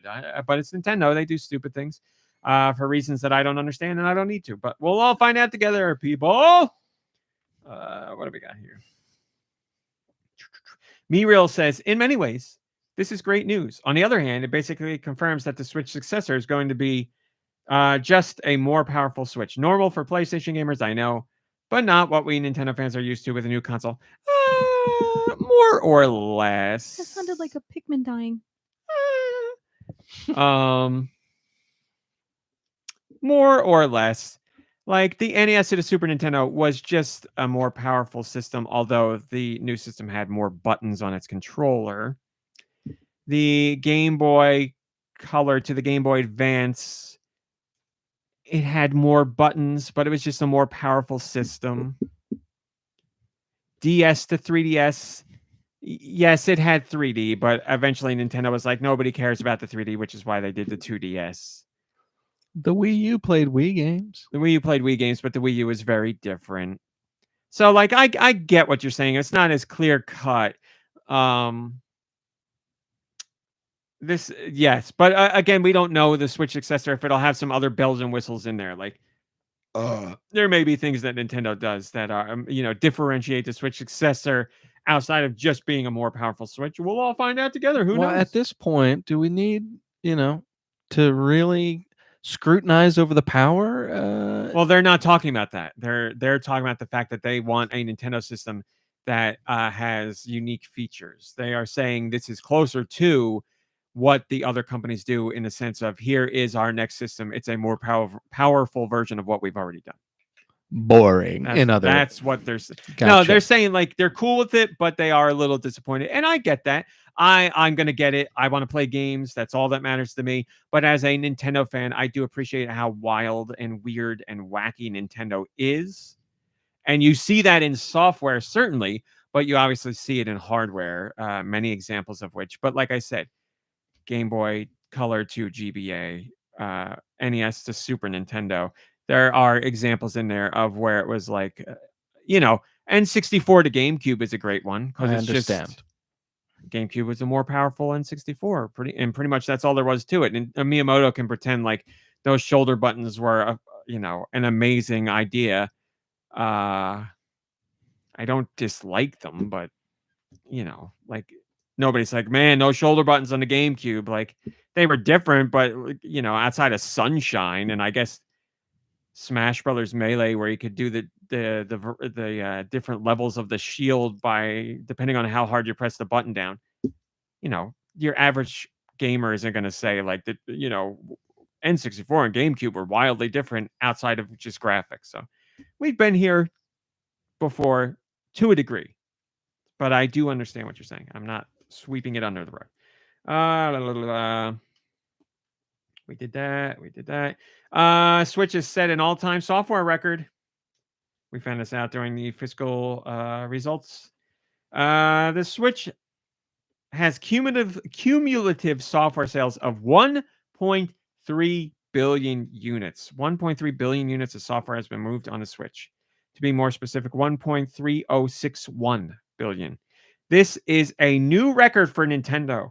They say this means the more software has been played on Nintendo Switch than any other Nintendo hardware. You literally name any other Nintendo system, it has never reached a software level of this figure. 1.3 NES. billion. No, wrong. Virtual Boy. Nothing. Definitely not. Nothing has gone lower than the Virtual Boy. So hopefully that doesn't happen. The Switch. No, the Switch. Oh, wait. Yes. Yeah. So that's crazy because Nintendo has had multiple successful systems: the NES, the Super Nintendo, the DS, the Wii. But Switch has more games sold for it than any other Nintendo system. Quite the achievement. Switch is the best. We also got a very light update on the Legend of Zelda live action movie. No details on the movie itself, but we do have an idea, kind of, when to expect it to release. Because in Nintendo's financial report, they had a slide showing the other things that they do outside of video games, which includes movies. And they had one for the Legend of Zelda live action movie. It didn't have any new art or anything, but it did show a date. And the date was, as Mega Man fans will appreciate, the year 2020X. So we know it will be out before 2030. We just don't know when it will be out. So 2025, 26, 27, 28, 29. It's going to be out one of those years unless something goes really wrong. So you'll be seeing it before the 2030s roll around. It also says here that they had to recast a character because Tony Todd passed away. So he's going to be Ganon, I heard. Yeah, Ganondorf. I was trying to think of a funnier, like Ganon seemed like the obvious choice, but I was trying to think of a funnier character. Tingle. I mean, obvious that came to mind as well. Redead. Oh, I guess he could be that. I don't know. I was gonna. Who's the guy? Who's the skinny guy at Lon Lon Ranch? That's a jerk. Doesn't he have a name that's like Mario or Luigi or something? It's like like Talon and Malin and Fallon and. Joe Shabbat says still worried but optimistic. The more practical effects, the better. The main thing this entire ongoing story has provided up to this point is tons and tons of clickbaity AI headlines and articles generated by Reddit posts sharing hopeful casting. Yeah, it's the truth, my friend. I hear you on that. Super Mario Party Jamboree just came out recently. It is the only one just for me. And it has also achieved a record. Nintendo has announced a Super Mario Party Jamboree. Now, keep in mind, there's two other Mario Party games on the Switch, and they both sold very well. Super Mario Party Jamboree is the fastest-selling Mario Party ever in Europe's history. What? So Europeans are flocking to Super Mario Party Jamboree. Why? The new Mario Party game in a system that's 7+ years old. And we're looking at the entire franchise history of Mario Party. People in Europe are like, this is the one I want, and I want it right now. Selling faster than any other Mario Party game. Not just on Switch, but in general. It starts right now. So why is the question? I don't know. I mean, this Mario Party has gotten incredibly good reviews. And I will personally say, while I have not reviewed it yet, this Mario Party is head and shoulders above, I would say, all entries in the last decade, if not more than that. It is a stellar Mario Party game. I do not know the magic that came together that made this one something extra special, but it is undeniable. This one is a killer Mario Party game. It's fantastic. So you'd imagine word of mouth on this one had to be the motivator in Europe. Outside of that, I honestly don't know. Unless there's huge Pauline fans out there or Ninja fans who are like, oh my God, they're playable characters now. I need this game. Yeah, I got no explanation. I don't know, man. It's all throughout Europe. It's not like there are special sales all throughout Europe, so it's got to be word of mouth and great reviews. So Very there you go. cool. Thanks. Very cool. So congrats to Mario Party Jamboree fans. You have a lot more players out there to engage with online. Thank you. Very good. I thought you were going to something else. We have a little bit of insight. I'm not going to get into this too much. Beverage, you know. We have anything? No, I'm good. Thank you. We have a little bit of insight into the Pokemon Pokemon Company, Nintendo, and Palworld developer legal battles. I was worried there would only be one Pokemon story Never. this week, so thank goodness there's another one. Please continue. Palworld has put out a press release saying what Nintendo and Pokemon Company are suing them about. They're looking Guns. for both companies are looking for 5 million yen plus late payment damages concerning patent infringement, and it's related to patents that involve throwing an item to catch a character. So there was some speculation about that, and now you know. Been there. 3 patents, or no, one, yeah, 2. No, 2 patents in particular. One was registered in, or one was got its application on July, and another one got it. I'm sorry. There are 3 patents here. Yes, one came about in July, one came about in February, and one came about in March. This is all 2024, but there's a specific thing about patents.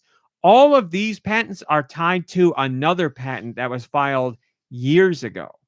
So these are upgrades to the patent. Now, did Nintendo Pokemon Company go, this Palworld thing, let's upgrade that patent and get these in here, and then we can sue them? I don't know. Looks a little fishy to me, I'll say that, but I don't know. That's what they did. So the original patent came out before Palworld. The 3 updates to this patent that are retroactively then given the same date were after Palworld's announcement. So to me, outside looking in, not a legal expert, looks a little fishy to me, yes. But I don't know if this is standard. Let's say this is standard practice legally and defensively.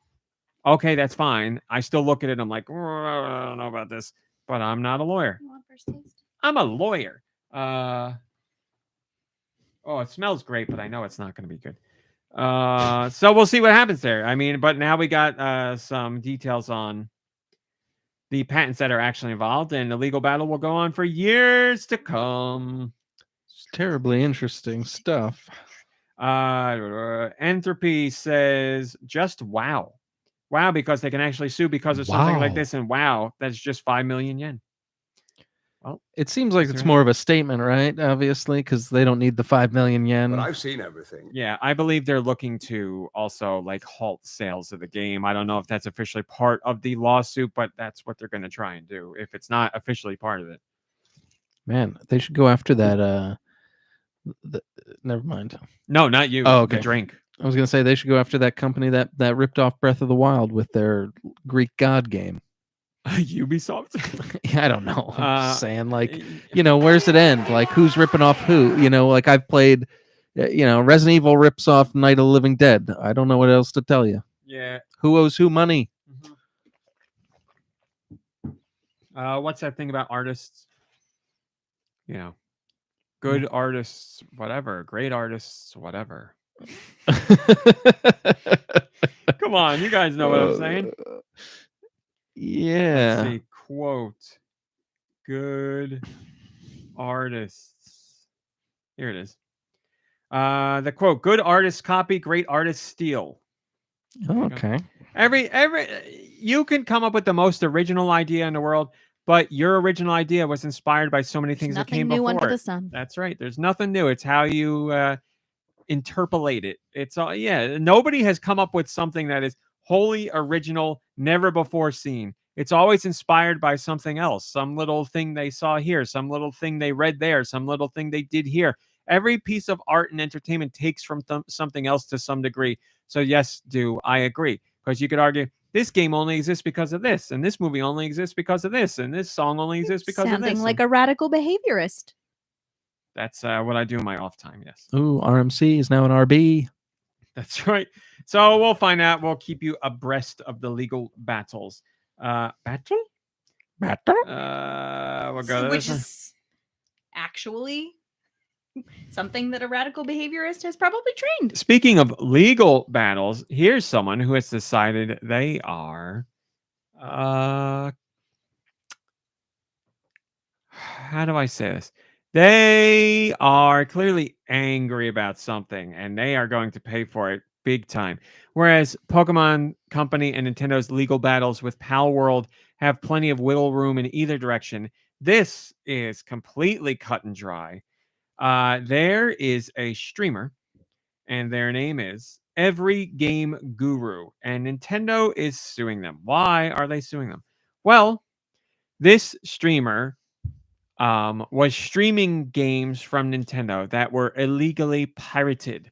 These games got leaked. This streamer went online and downloaded the leaked games and played them on streams for his viewers, touted them as being pirated.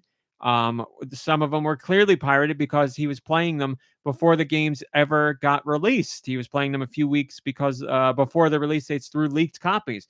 100% pirated, stolen games that he was streaming.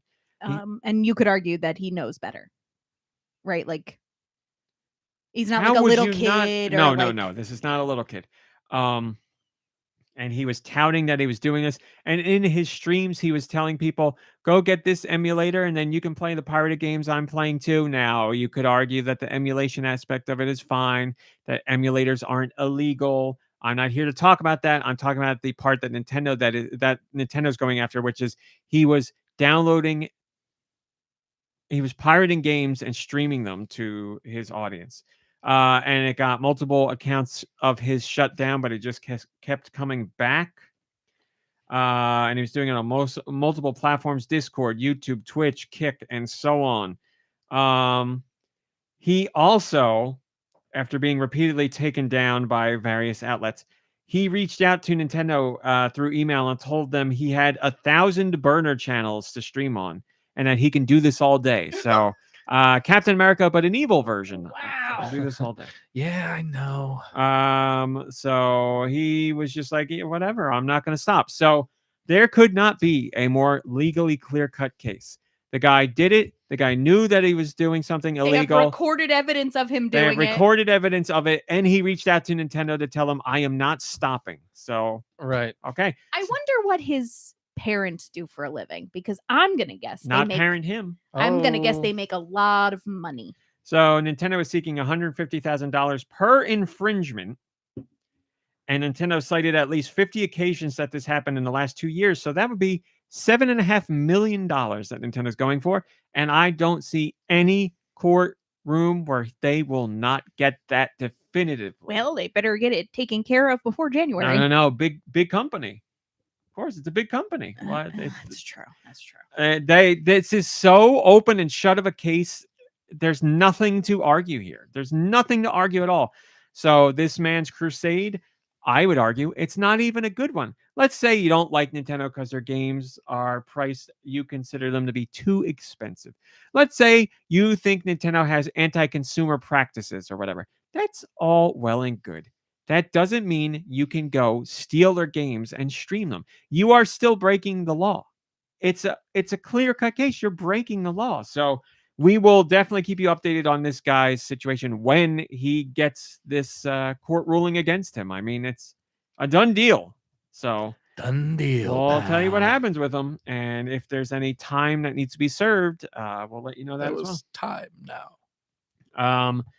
Tendonin has the most upvoted comment, and they say there's protesting drug policy, and then there's openly selling crack across from the police station. Great comment, Tendonin. That's exactly what it is. There's protesting drug policy, though. So there's protesting Nintendo's emulation stance or piracy stance or game price stance. And then there is outright stealing games and showing Nintendo that you're stealing them. And for the record, that's not doesn't Let the sound to record me show. like the statement that they were making. Like, the statement had nothing to do with being like, Well, hey, we don't know what their statement was. well, I did That's not true. watch them. and I don't think you should. Not in my house. I could watch. Does my phone still count? I thought you were going to say I could watch whatever I want. What if I log off the Wi-Fi and just go data? Then I could watch. Is that okay? Now you want to watch? I'm just asking. I just want to know where I'm Look, allowed to. you do what you want. I'm not here Okay. to. I'm not here to.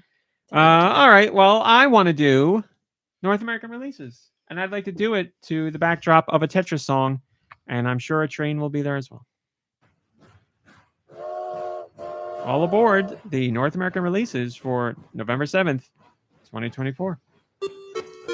What do we got this week? Let me tell you. Magical Bakery, Mario and Luigi Brothership, Versh Evermore Epic Lycoris, 10-in-1 games bundle for kids and toddlers, Airy Peace of Mind 2, Angel at Dusk, Bioframe Outpost, Bubble Riders, Candivity, Cave Heart Legacy of the Depths, Crimson Asylum, Echo Nomics, the PC 8801 Mark II version of Zack 2, Games Advent Calendar 2024 bundle, Jetpack Kiwi, Miyamoto. That is correct. It is a card game, but it is called Miyamoto. Holy macaroni! Party Time 3, Popcorn Rocket, Pro Flight Simulator Deluxe, Rally Racing Drift 2024, Sugaminia or Sugaminia, Survive Undead Rush. It's a Castlevania game where all the levels are like based after Yeah, food. Yeah, I can't wait. Sweet Survivors. That as well, Yep. actually. Symmetrical Logic Puzzles. Tetris Forever, which comes out on the 12th. The Alchemist of Ars Magna. And finally, The Nightmare Journey. Not too bad this week. Joe Shabadoo says, all aboard the Brothership sailing your way. Oops, lost a nail. That's leprosy for you. Nice. The friendship. Yeah, it's very clear that companies this week were like, let's cool it a little bit because we don't want to go head to head with Mario if we don't have to. Do you mind doing the European releases? Not at all. It'd be a pleasure. Okay, then I will go pee while you take care of this. That I might. Finally! I'll pee in here then. It's time for the European Switch eShop releases for the week of November 7th, the year of our Lord 2024. I am Dew Michaels, filling in for the incomparable Nikki Hill. Nikki Hill, we speak your name. Is that what I sound like? Formaggio. Let's sing 2025 with UK hits. Mario and Luigi Brothership. Verche Evermore Epic Lycoris. Arrow the Acrobat Rascal Revile Revenge. I'll read it correctly now. Arrow the Acrobat Rascal Rival Revenge. Airy Peace of Mind 2. Agatha Christie Collection 2. Angel at Dusk. Angry Neighbor Simulator. A Walk with Yeah. A Walk with Yeah. Whew. Yeah. A Walk with Yeah. Like grandma? YIA. I believe it's Yaya. Yaya? Okay. Like I think it's Greek, right? Grandma Yaya. A Walk with Yaya. Ball Rush 2. Battle Miner Giants. Bioframe Outpost. Blackout The Darkest Night. Bubble Riders. Cafe Zero The Sleeping Beast Remastered. Cartoon Party Collection 3-in-1. Crimson Asylum. Duck Run. Eki Opai. Economics. PC 8801 MK2 SR of Zack 2 Ed Console. Fly and Ride Collection. Games Advent Calendar 2024 Bundle. Giant Rush. Glimmer and the Dark Halloween Pumpkin. Hentai Girls Racy Rabbit. Hidden Gems Collection 3-in-1. Pumpkins. I Think You Can. Thank you. Magical Bakery. Mars Survivor, Metal Slug Tactics, Heavy machine gun. Miyamoto, Monarchy, Owl Project, Party Time 3, Photography Guide, Mastering the Art of Capturing Moments, Rec Room, Relaxation Techniques, How to Find Calm, Oh, River City Saga, 3 Kingdoms Next. do I have a review opportunity for that? I haven't taken the code. If you would like to try that. It's interesting. I do like how weird the title is. Santa's Spot It, Shanghai Mahjong Solitaire Deluxe, Skater Bunny Simulator, Yes. Space Planet Invader Cosmic Power, Sugamania, or Sugamyenya. Yes. I don't know. Survive Undead Rush, Symmetrical Logic Puzzles 1000, The Alchemist of Ars Magna, The Fine Art of Murder, The Nightmare Journey, Unsolved Case Killer Popularity CE. Thank you, Dewey Hill. Is there a comment? There is. Human Fart says, I'm looking forward to your review of Hentai Girls Racy Rabbit, Nikki. Get on it, Nikki. He's looking forward to it as well. He's putting in a lot of time with that one, from what I hear. A lot of solo time with that one. Solitaire, no more. It's whatever it was. Racy It's another Hentai Girl. solitary game, That's if right, you know what I'm that's talking about. right. And that's the news for this week, people. Mom Brain, what have you been playing? Well, I've been playing Homescapes and Gardenscapes. How is your homes and your gardens going? Um, How do your gardens grow? come on, revive your solo River Bells? with Is it River Bells? No, with I know the next part. I don't need that. Oh gosh, you said it, and I wouldn't have gotten it wrong. But now that you said that, it's not Silver Bells. Silver Bells. There we With go. silver bells and cockle shells and fair maids all in a row. Did you? Wow. did you That's from know? Grandparents' Day, where I got to go on stage and sing that to my grandparents and everybody's grandparents. solo? Solo. I Mistress got Mary. a solo. Mistress Mary, baby. Solo. Was your Wow. mother there with the camcorder? Mistress. It was grandparents only, thank you. And they don't know how to work those things. Mary, quite contrary. How does your garden grow? You have a lovely singing voice. He does have a lovely singing With voice. silver bells. Man, I remember being so nervous about that. And it's like, what, a 10-second song? Boy, was I nervous. And then we had the weird kid at school whose grandparents are dead. Had to come hang out with my grandparents. And I was like, this kid's weird. That's all true. It's all awful. true. That's so awful. How dare you? It was second grade. What do you want from me? The kid's still weird. He's weird now. What? Who was it? Oh, you don't know him. Oh. But I didn't say no. I was like, I feel bad for the kid. Of course he can come hang out with me. And even my grandparents were like, this kid's, something's wrong with this kid. My grandparents. I don't think his grandparents were dead. I think they just didn't like him and they didn't tell him. That's terrible. have been very lucky to have phenomenal grandparents, but my grandparents would have I had two good, one bad. stolen Dorothy from her grandparents to come be like, I would have loved to share. No, I really liked Grandparents' Day because it was like, you know, you hang out with your grandparents and it's like they go to lunch with you at school. And it was like, where, you know, I brought my, well, it was me. So I was like, I brought my, what did I have in grade school? My Game Boy. roll and my ecto cooler and my tasty cakes. You know, what ones? Candy cakes. Candy cakes. Oh my God, so good. They're so good. Still good to this day. But that was my school lunch. My grandfather was a truck driver. Lube would bring in his goddamn cold SpaghettiOs and eat it. What a monster! Like out of the can. Yeah, Foul. Explains so much. cold SpaghettiOs all the time. It was cold SpaghettiOs and one of those fruit pies that you get at like a convenience store. You know? all right, That's fine. yeah. And we always used to play a game. It was. I'm gonna say it was Nicky Hill. He's probably going to get mad if he wasn't there. I don't remember. I remember him being there, so I apologize if you weren't. Nicky Hill, myself, Lube, Jonas Savage had to have been there, and some other people you guys don't know. Lube's mom would wrap up the fruit pie in like something, aluminum foil or whatever. So we didn't know what flavor it was. And we would all guess what flavor it was. So just like Fortnite now, literally 40 years later, Perfect. nothing's changed. And we'd guess and be like, is it lemon? Is it blueberry? Is it apple? And we used to guess and be like, oh, I got apple 2 days in a row. So he liked cold SpaghettiOs.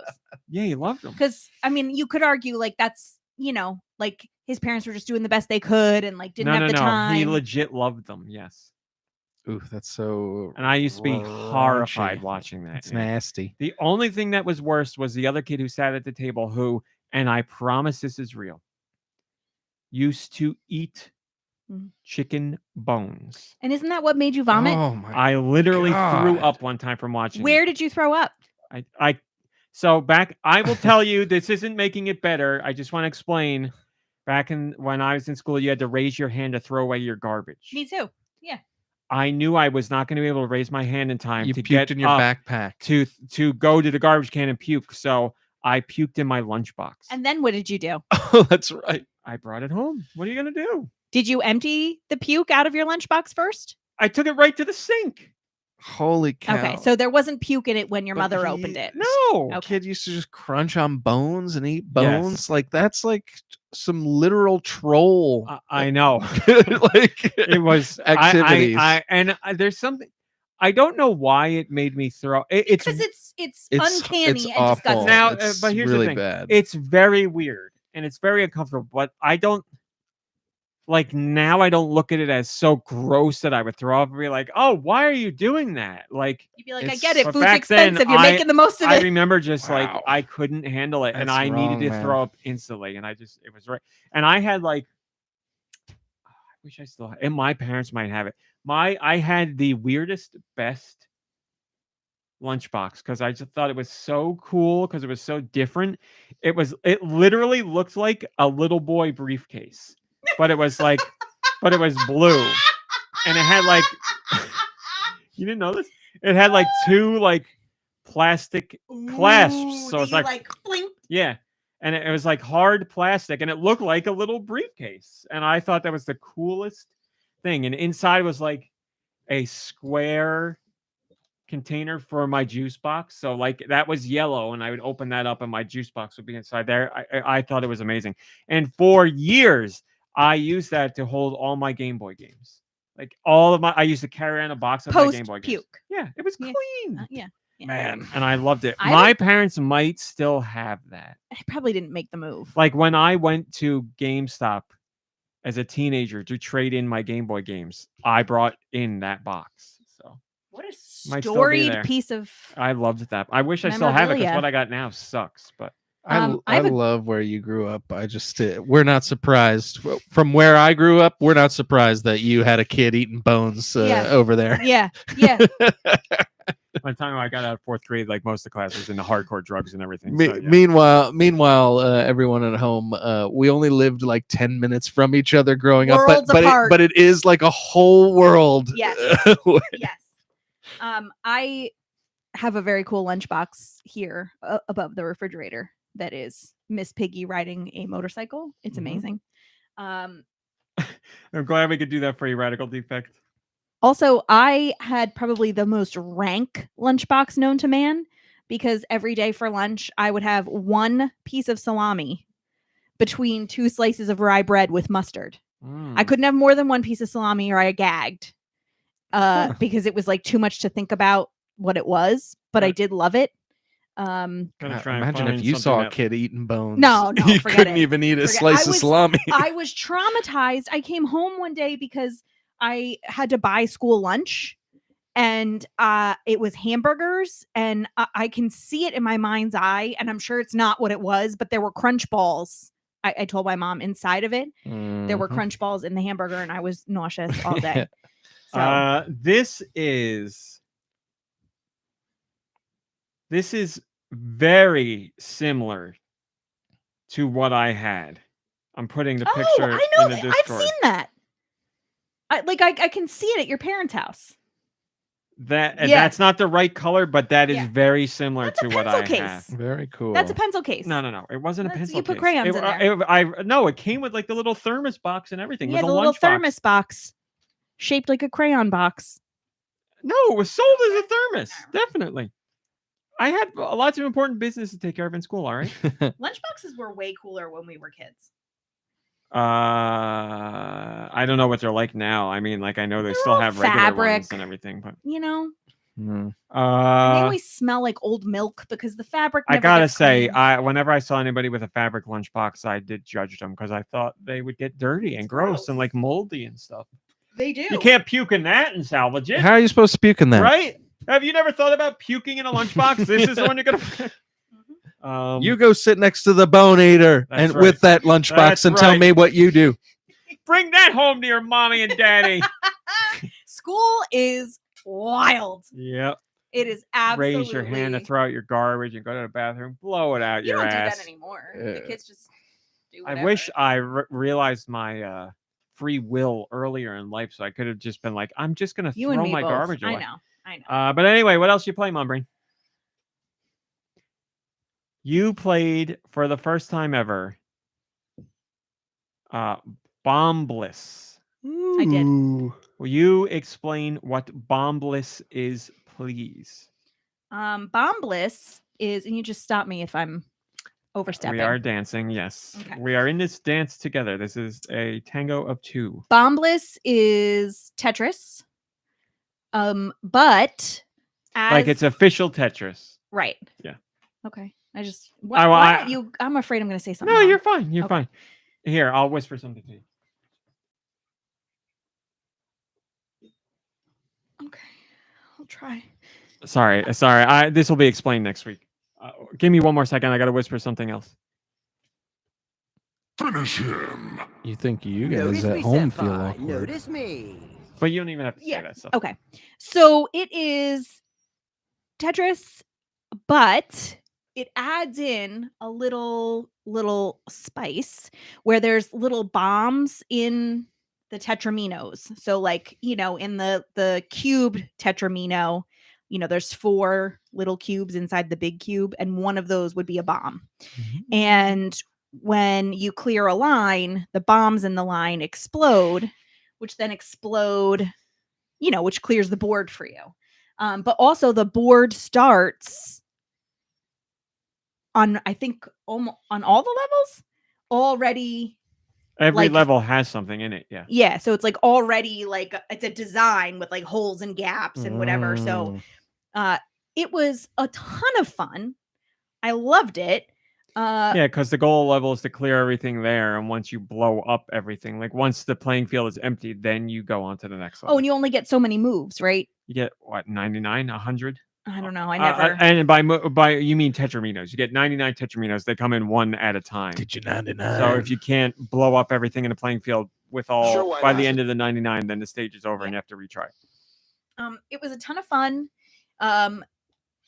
It definitely, there was like, as I was playing, I was like, well, this is it. This is where it got too fast. Like I could tell you exactly when it happened. I was like, oh, we're hanging on. But you kept going.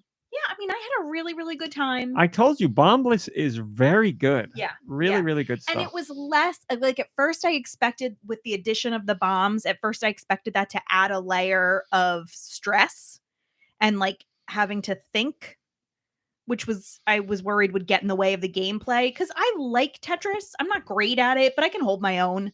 And I was afraid that adding the bombs would like make it less fun or relaxing, but it didn't. It just added like another layer of satisfaction, I Yeah. think.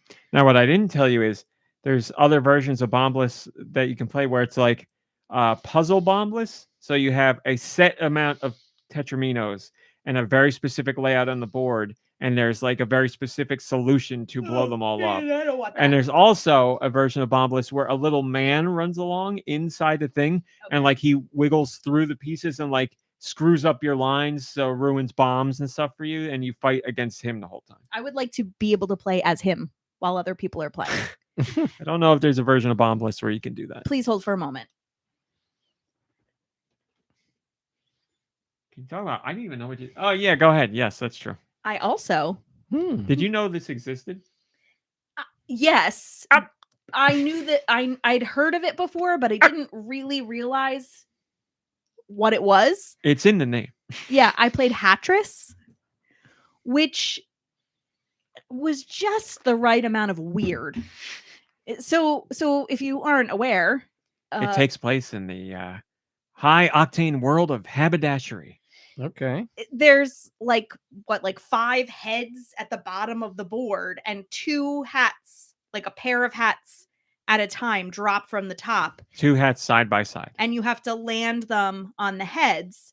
But the goal is to sort the hats so that like each head, like one gets all the top hats, one gets all the bowler hats, one gets all the wizard hats or party hats or whatever. But they come in pairs, so it kind of has like a Dr. Mario sort of feel to it with the different colors. Yes, Oh, you okay. can't rotate them vertically, but yes, But- you're just Right, swapping left you or just right. got 5 noggins down there that the hats are dropping onto. Mm. It's so flippin' weird, and I really love that. It's like a little man like up top pulling a lever to drop in the hats, and then you just have a line of But the heads down the little bottom. where- man looks exactly like the 5 heads, Yes. so it's got a very Wario feel to it. What is this on? Hattress was on the NES and the Game Boy and something else. Oh, this is like an old game. Oh yeah. Hattress was came out way back in the day. It sounds like a WarioWare mini game, micro Yeah. game. Yeah. I remember hearing about Hattress back in the day and being like, I never played it, but I was like, maybe it'd be fun. But also, I remember thinking like, are they? Tetris was big, so I'm like, are they just gonna try? Like Hattress and Catress Oh, and no. Dogtress and What was the last one with the bombs called? Bombless. I'm not gonna tell you. I'm not gonna tell you. It's too I wanna know embarrassing. what you thought. It's too Oh. embarrassing. If you don't want to say, you I- don't have to. but- So I had no idea that either of these 2 games until about 3 seconds ago was the Tris part was Of tying in Tetris. How embarrassing is that? I just thought it was a stupid name. Isn't that like what? Who's the fool here? It's like Nikki Hill, where it was the show Unbelievable. was WandaVision, and it was like, oh my god, Wanda and Vision. I was like, yes, both the characters in the show. See, that I can sympathize with because Blinded by Daylight has a great one. He says mattress. Yeah, you ever play mattress? well, that's what I was thinking. When you said Hattress, I was thinking like, what, mattresses made with hats, and like that's where I was going. And then when you started describing it, I never thought like Tetris. I was just like, oh, hats come from the. I don't know where the Tris part came from, and I didn't Yeah. even think about it. It's silly. Well, You're there thank now. you. You made it. Thank you. So Hattress, a bigger fan of Bombless, but like the weirdness of Hattress. Wait, weirdness is also a game. Weird. No, So- sorry. Weird Not yet. Tris. There is Wettress, Joe Shabadoo. I also have never played Wettress. That's true. Well, that's obviously a take on Tetris. Wettress is a real game, by the way. We're not joking. Like Wetzel's Pretzels. No, not pretzel related. Any more there or that you want to talk about? No, I don't think so. Okay. What have you been playing? Uku. Just played some pretty light gaming week for the Dune-ness. Wettress. Played some Animal Crossing New Horizons, and I played some Fortnite. The Fortnite new season is out. It's like the OG Remix 2 season. Remix, yep. Ends at the end of this month. So a little throwback before the new stuff comes out. yeah, I'm not too crazy about like the OG play style, but it's still very fun. Fortnite is fun, and I believe we have a request to play tonight. Are you down? yeah, I'm always down. All right. So yeah, it's really great. I did a little retail therapy this week because I was bummed out, and I actually spent some money in Fortnite, which I hadn't done in quite a while. And I purchased the Snoop Dogg skin because he was just like looking at me Money all well all week, and I was like, you know what? I play so much dang Fortnite that I would definitely get my money's worth out of this. So I did the Fortnite crew, was able to get the season pass, extra V-Bucks, and Snoop Dogg. So Snoop Dogg is part of the crew now, folks. And don't worry, Lil Whip will be back. There's me. Sorry. It's okay. but yeah, so I'm still enjoying it. It's a lot of fun. I mean, and I'm glad that it's short. You know, it's only for a month, so it's kind of like enjoy it while you can. It's got a lot of really great locations that we, that are sentimental to us because we played back in the day too. So it's cool that they do it. I, part of me wants it to just be its own game version so we don't have to play it. But the rumor from data miners is that's exactly what's happening. It's Yeah. going to be a permanent mode coming up not too far off in the future. So yeah, I yeah, believe so I think that's that the case. that'd be cool. My only issue with that would be that I can't see us playing it. We'd have to like agree to like play that version, and I think Studios. we'd all agree that like we like the faster paced Fortnite better. But not that this I isn't could fun. bounce between this one and like modern Fortnite. There are things I like about this throwback season. Like there are certain mechanics that I do enjoy, but not where I'm like I would exclusively play this one. But yeah, every Yeah. week or so I do a night in there, and then rest of the week in the normal chapter. It's fun because you have to kind of you're forced to play a different way. Yeah. And normally I would be against changing how I do things, but you're forced to do it, and it's still fun and Yeah. compelling. There's less ways to like escape easily. You're not as fast, so you're kind of coming up, head to head with the bad boys more often, Yeah. or in different ways, and you have to like really mano a mano it. And I don't know, like there's an exhilaration to that type of gameplay as well. We Yeah. were talking about it earlier. So I played last night with family, and we had some like really intense fights, and yeah, they were like when you get down to the final moments, like stuff's intense. It's like you got to be on. I feel like I learn more from the people who kill me in the OG mode, Yeah. because there's like less that they can do. It's like a little more skill based, but they still have like tactics that they use, and I feel like it's easier to like clock those and be like, oh, that's why I got killed. Whereas in other versions of the game, you get killed so quick or from like out of nowhere or whatever, and sometimes you're just like, I have no idea what happened. They got me good. Like that guy was really good. But here it's like it's either like, oh, I got sniped, or he had a shotgun, then pulled out a minigun, and then pulled out this, and like he did this, and he's got the plunger, and he came up behind me. So like, there's like it's a different play style, but it's still fun.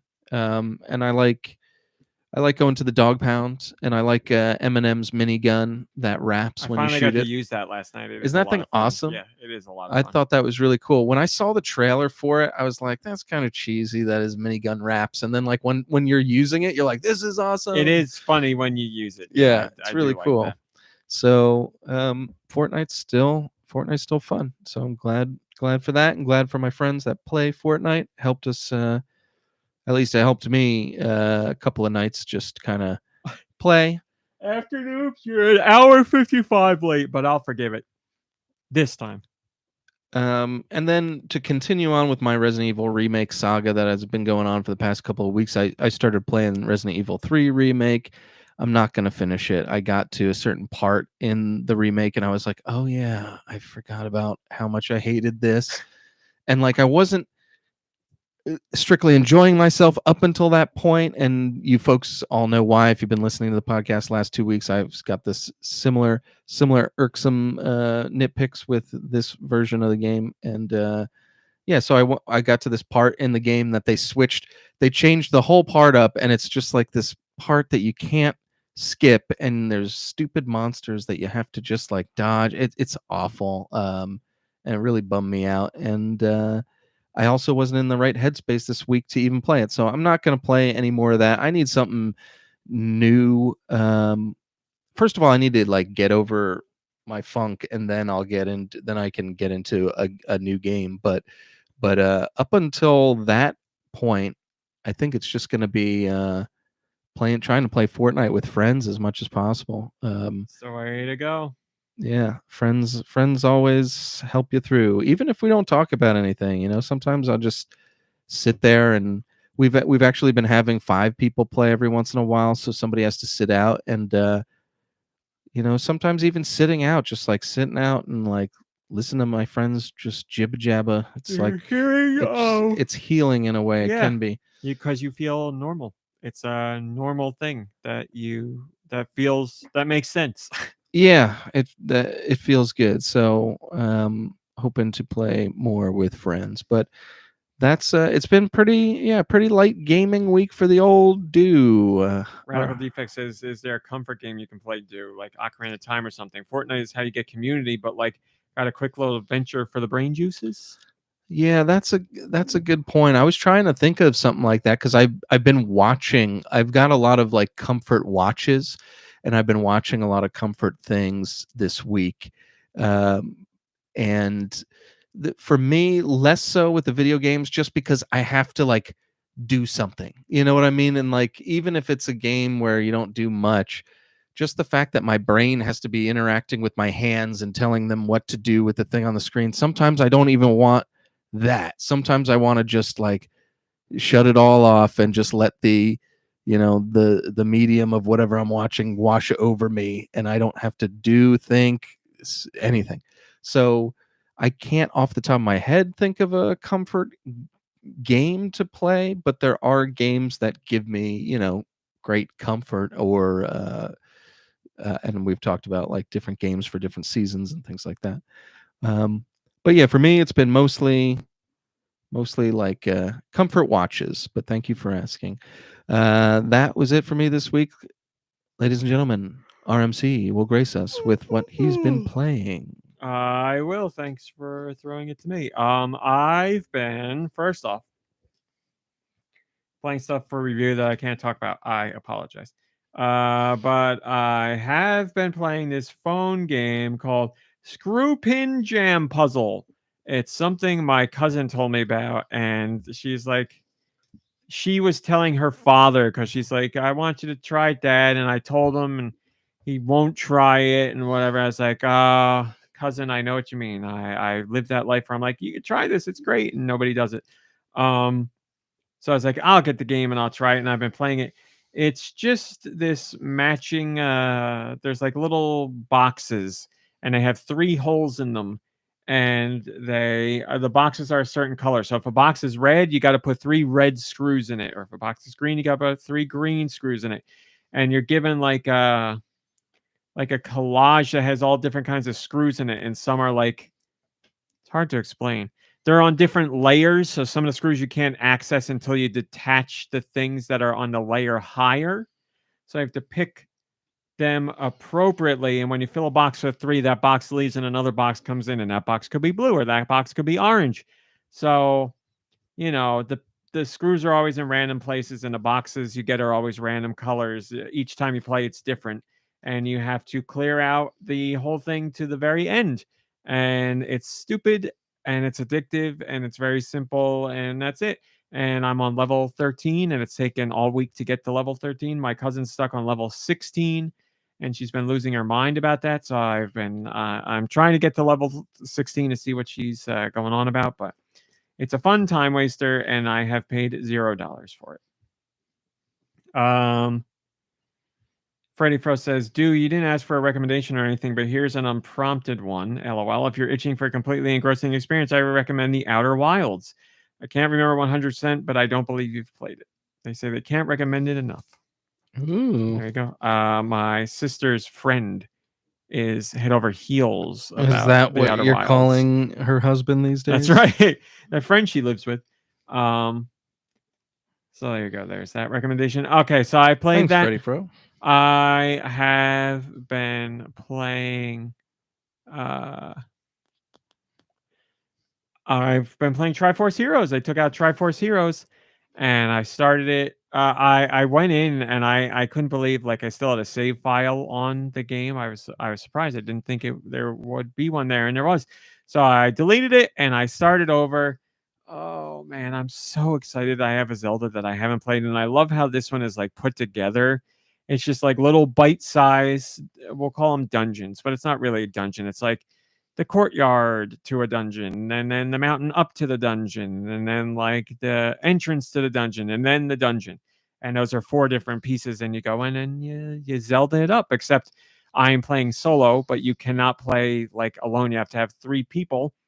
So you control all 3, just like you did with Four Swords Adventures, but it's handled a little differently. In Four Swords Adventures, you would hit a shoulder button and you'd walk in different groupings, like a square or a line.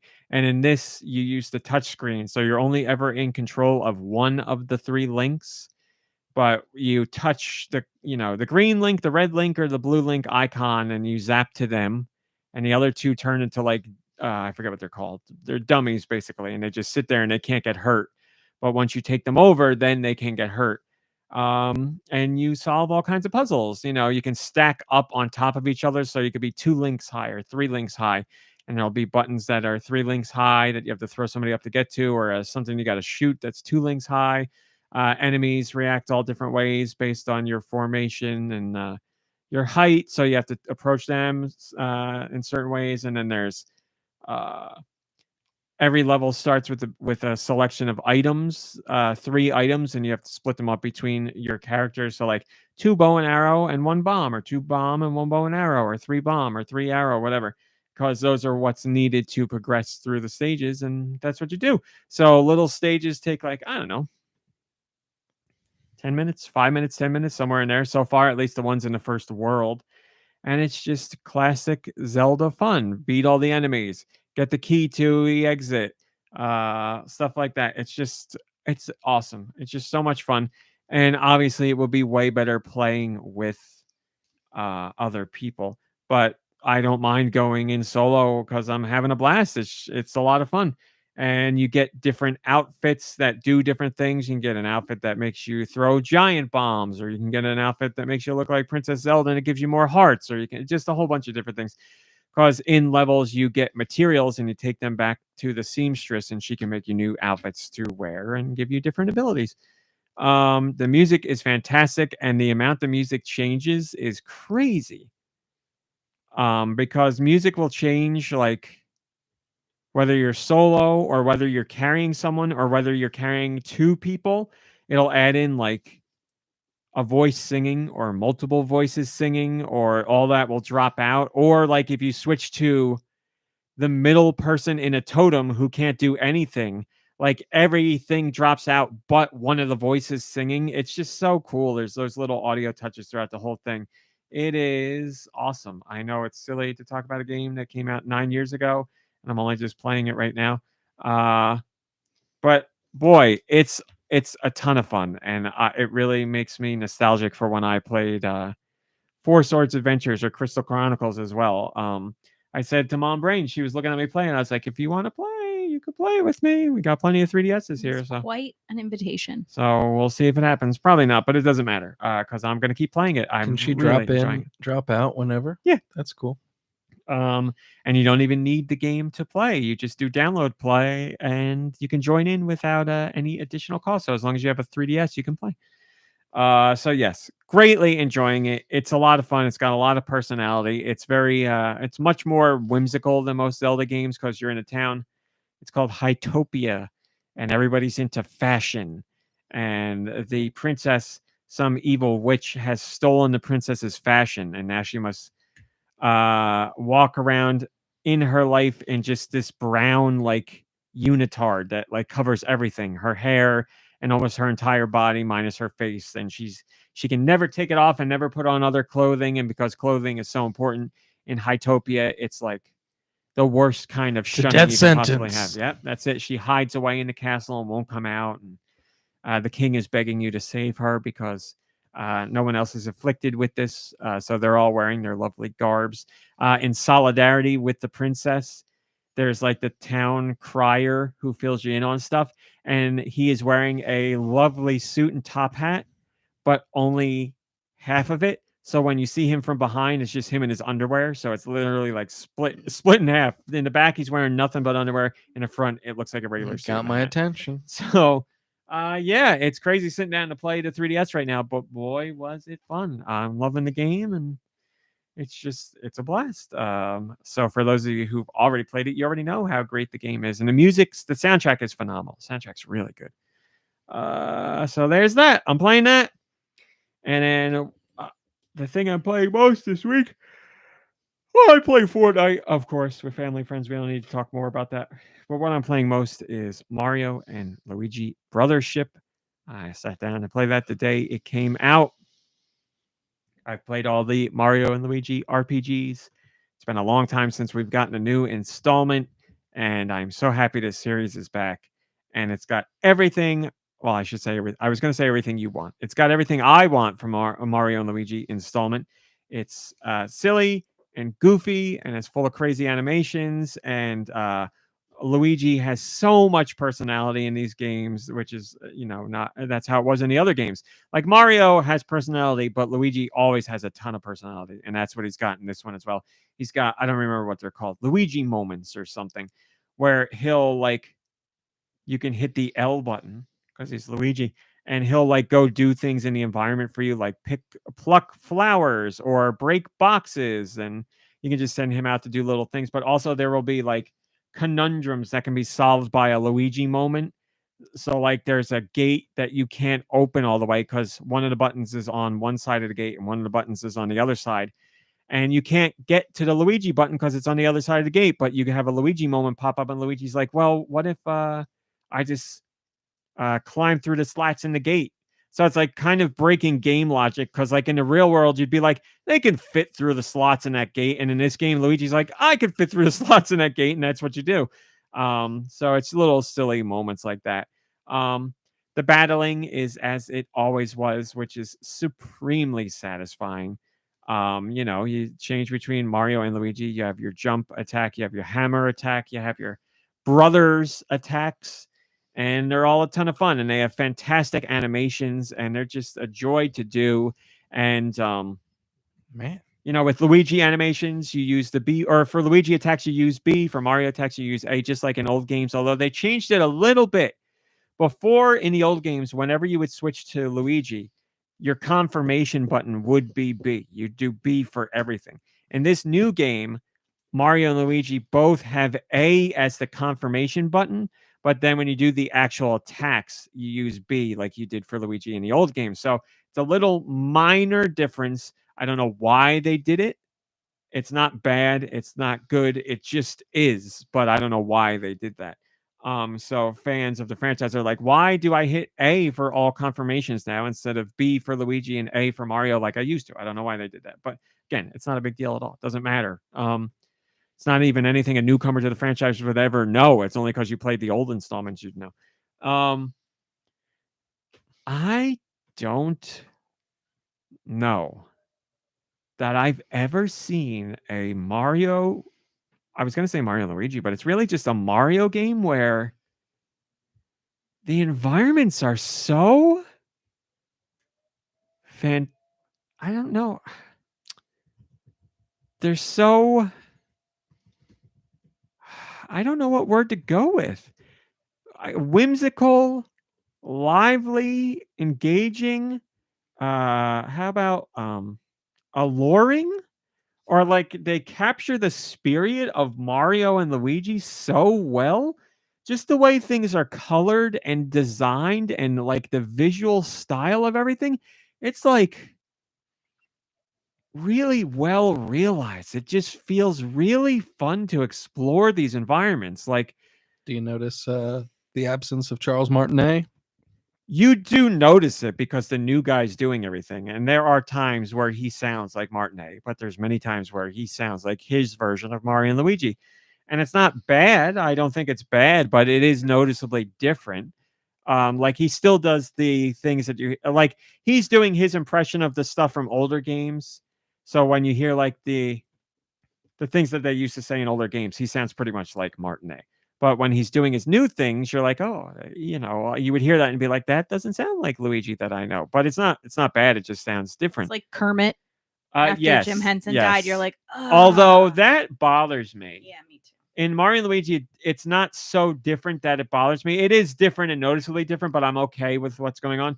What's most important here is they brought back what they needed to bring back, and if they didn't, I would have complained. The Italian gobbledygook. Oh, So they have the things that Martinet used to say and all new ones. And I'm all about it. And I love that on TikTok. I'm going to bring it up. Oh, it's perfect because someone made a compilation of them. It says more Italian gibberish just dropped for the brand new Mario and Luigi game.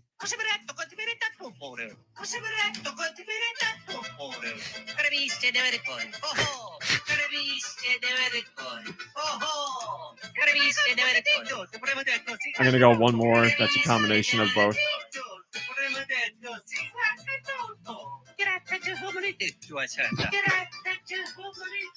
And the guy on TikTok slowed them down the second time and spelled them out. So this is so now you know exactly how to say them. So you need that gibberish in Mario and Luigi games, and it's there. And there's a couple of them that I like, and there's a couple that I'm like, yes, that's exactly right. Nice. So I'm not lying. I think that's an important part of the games because Mario and Luigi talk to a lot of people. And I remember a lot of the old ones where it's like Esquito Calabato or stuff like that, say it all the time. But then Mario and Luigi every once in a while will be like, thank you. And like they'll say English words. So all that stuff is there. Very happy it is. Glad to know that that's not racist. Enemies are fun. You know, I do think about that. And I'm like,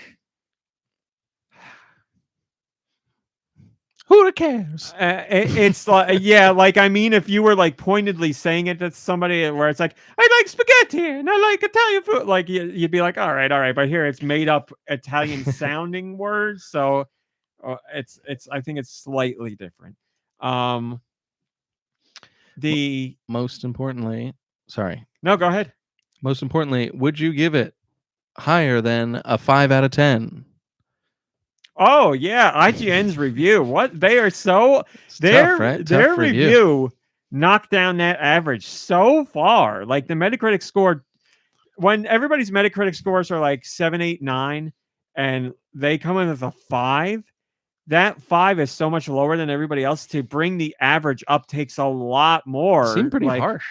Yeah, I can say this now, and no one will believe it.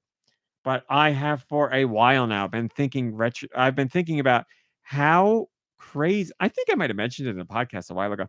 How crazy different IGN review scores have been in the last few years for everything. Not Nintendo games, not video games in general. Like whatever the hell. That's right. Whatever the hell they're reviewing, like movies, TV shows, games, all that stuff. Like they've been wildly against the grain, either positive or negative. Like there have been things that they love that are universally panned and things that they really don't like that are universally loved. So I'm not officially saying I think there's a conspiracy theory here, but I have had conspiratorial thinking where I'm like, are they doing this on purpose every once in a while? Because you read the review and it's like, whoever wrote the review is a different person from who gave the score, because these things don't make sense with one another. So I don't know, but I was shocked by that review score. I really was. I was like, wow, a 5. Because I was like, oh, and then I read other reviews and I'm like, I don't know what's going on at IGN here. Yeah, it's quite an outlier. GameSpot, I think, gave it a 6. And GameSpot is always wishy-washy on Nintendo, so whatever. Everybody else there's a lot of 8s. There's a decent amount of 9s. There's some 7s. So I was like, I'll see where I land with it. And I so far aligned with Nintendo Life's review.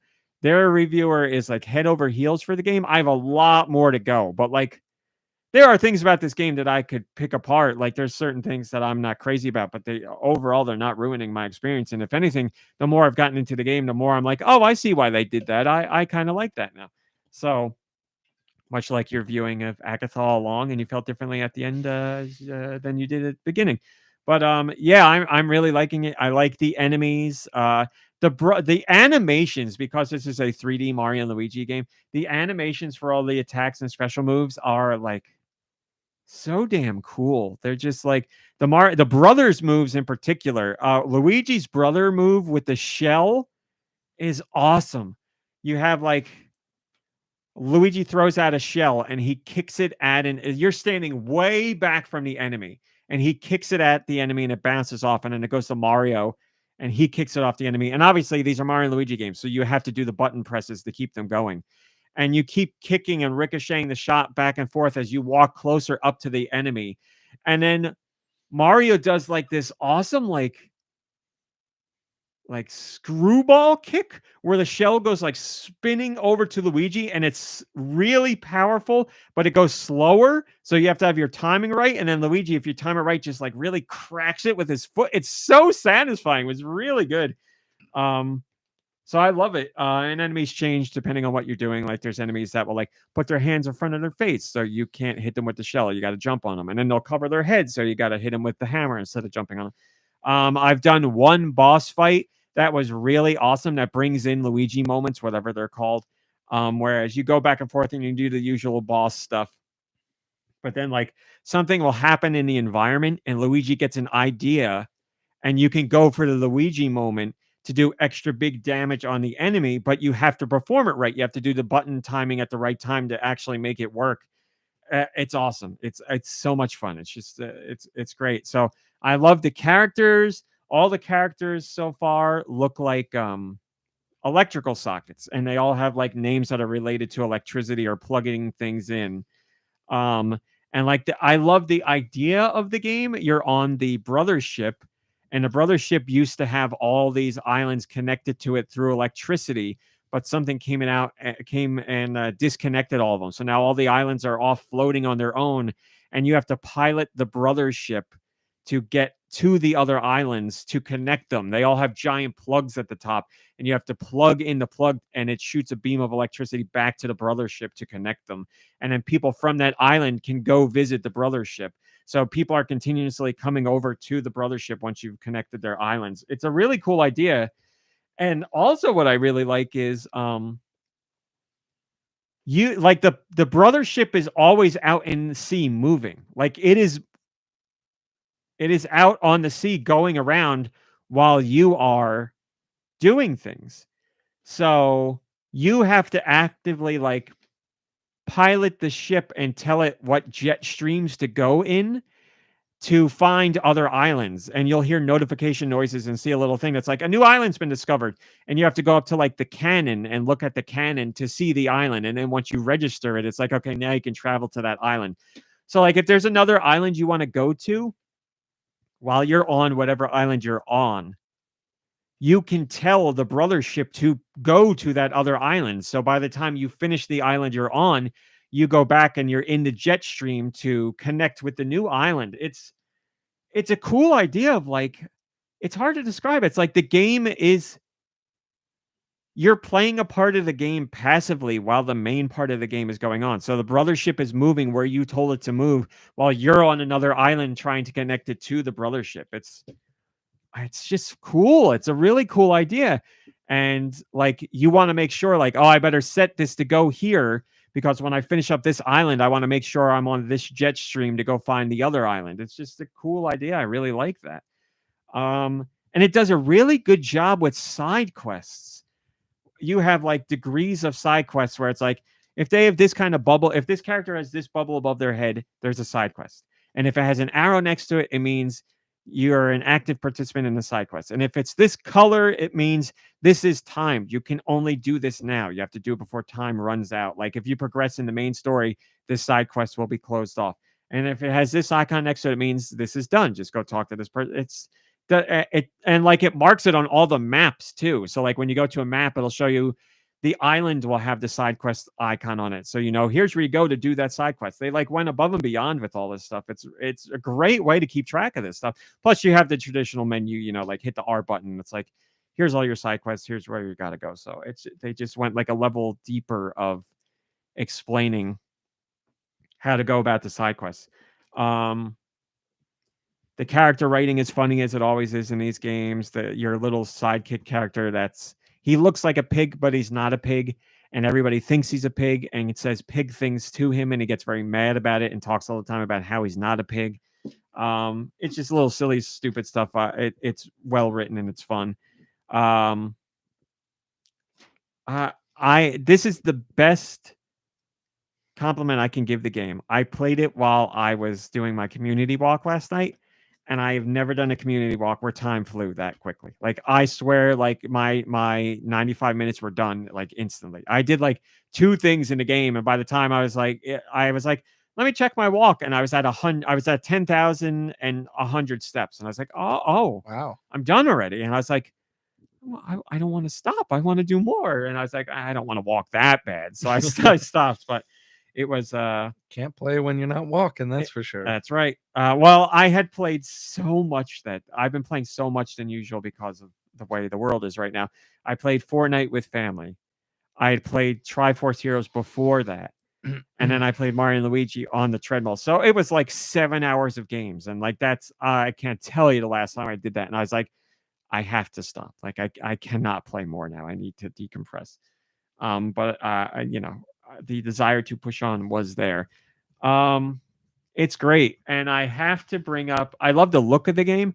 The water looks amazing. The water looks really good. And the title screen, just the title screen alone, I'm like, wow, that's some of the best looking water I think I've ever seen. It's just, I haven't thought like that since Wave Race. I remember staring at Wave Race screen to be like, look at the water. It's incredible. How's the music? That's what I was saying. Oh my God. I didn't think anybody was saying anything, and I kept seeing things being typed. I'm sorry. So save the best for last. You asked about the music. I'm going to describe the music in a way that only I think older people will have a chance at understanding. You people hopefully will know what I'm getting at. Number one, music is phenomenal so far. Mom Brain heard 2 of the songs yesterday. I didn't tell her what they were from. Chef's kiss. And just as they were playing, she was like, yeah, like out loud saying things about the music. I was like, pretty good, right? I played her like, I wasn't picking songs. I was listening to a playlist. It did the main theme of the brother ship when you're on it, and it did the battle theme, and she heard both of those, and she was like, ooh, this is good. I was like, I know, right? It's really good. The battle song, literally the 2 songs I'm talking about literally brought tears to my eyes. And I don't know if it's like certain motifs or just like what I want from a song when certain things are going on. Like when I'm in a battle, I want a song that's catchy and a song that fills me with a little bit of hope and momentum, and that's exactly what this song does for me. It's a quick little loop, but boy, is it good. The brothership. I'm trying to think. The Great brothership name, by the song, way. I Great know, name. fills you with hope and makes me feel like I'm on an adventure. And it's got some nice accordion in it, and like it's all like fully orchestrated.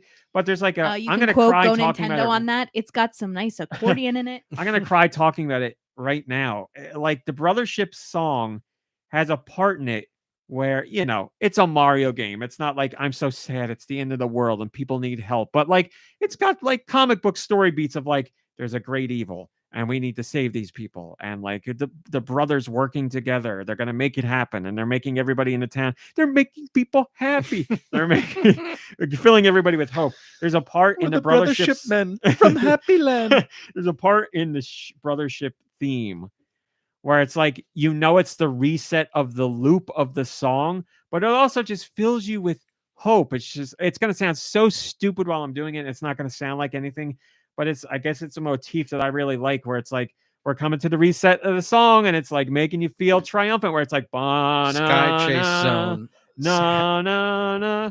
What? Sky Chase Zone from Sonic 2 has that where like right before it loops, it's like it like keeps building. It's like dun, dun, dun, dun, bum, ba-dum, bum, bum, bum, bum, bum, bum, bum, bum, bum, bum, do, do, do, do. Or is that the airship? No, that's the airship. Is that Sky Chase or no? Sky Chase is the other one.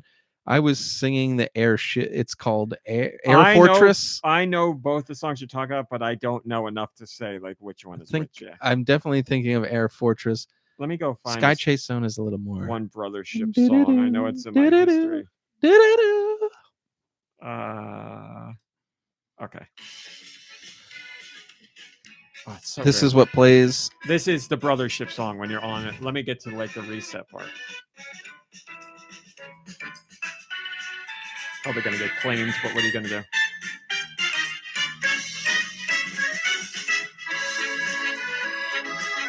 So good. I'm just gonna let it play because I don't want to skip the part and rewind it. The whole song's amazing.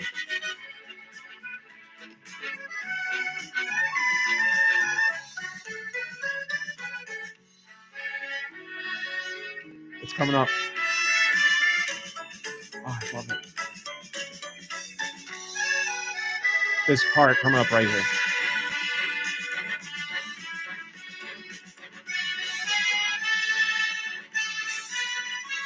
Oh, I love that. I don't know what you call that, but like the circling back to the beginning of the song and just fill like more instruments coming and fill. Oh, I love it. I'm fighting back tears right now. He'll tell you. I'm sure he would know. I love that. I'm a sucker for that.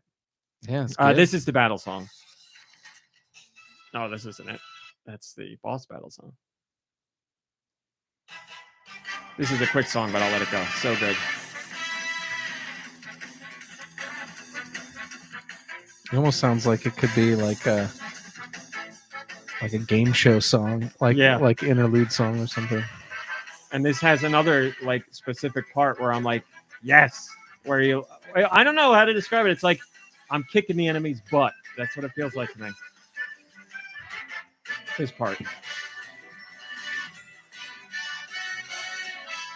Oh, it's so good. That's game show. That part. Right? This part's great too.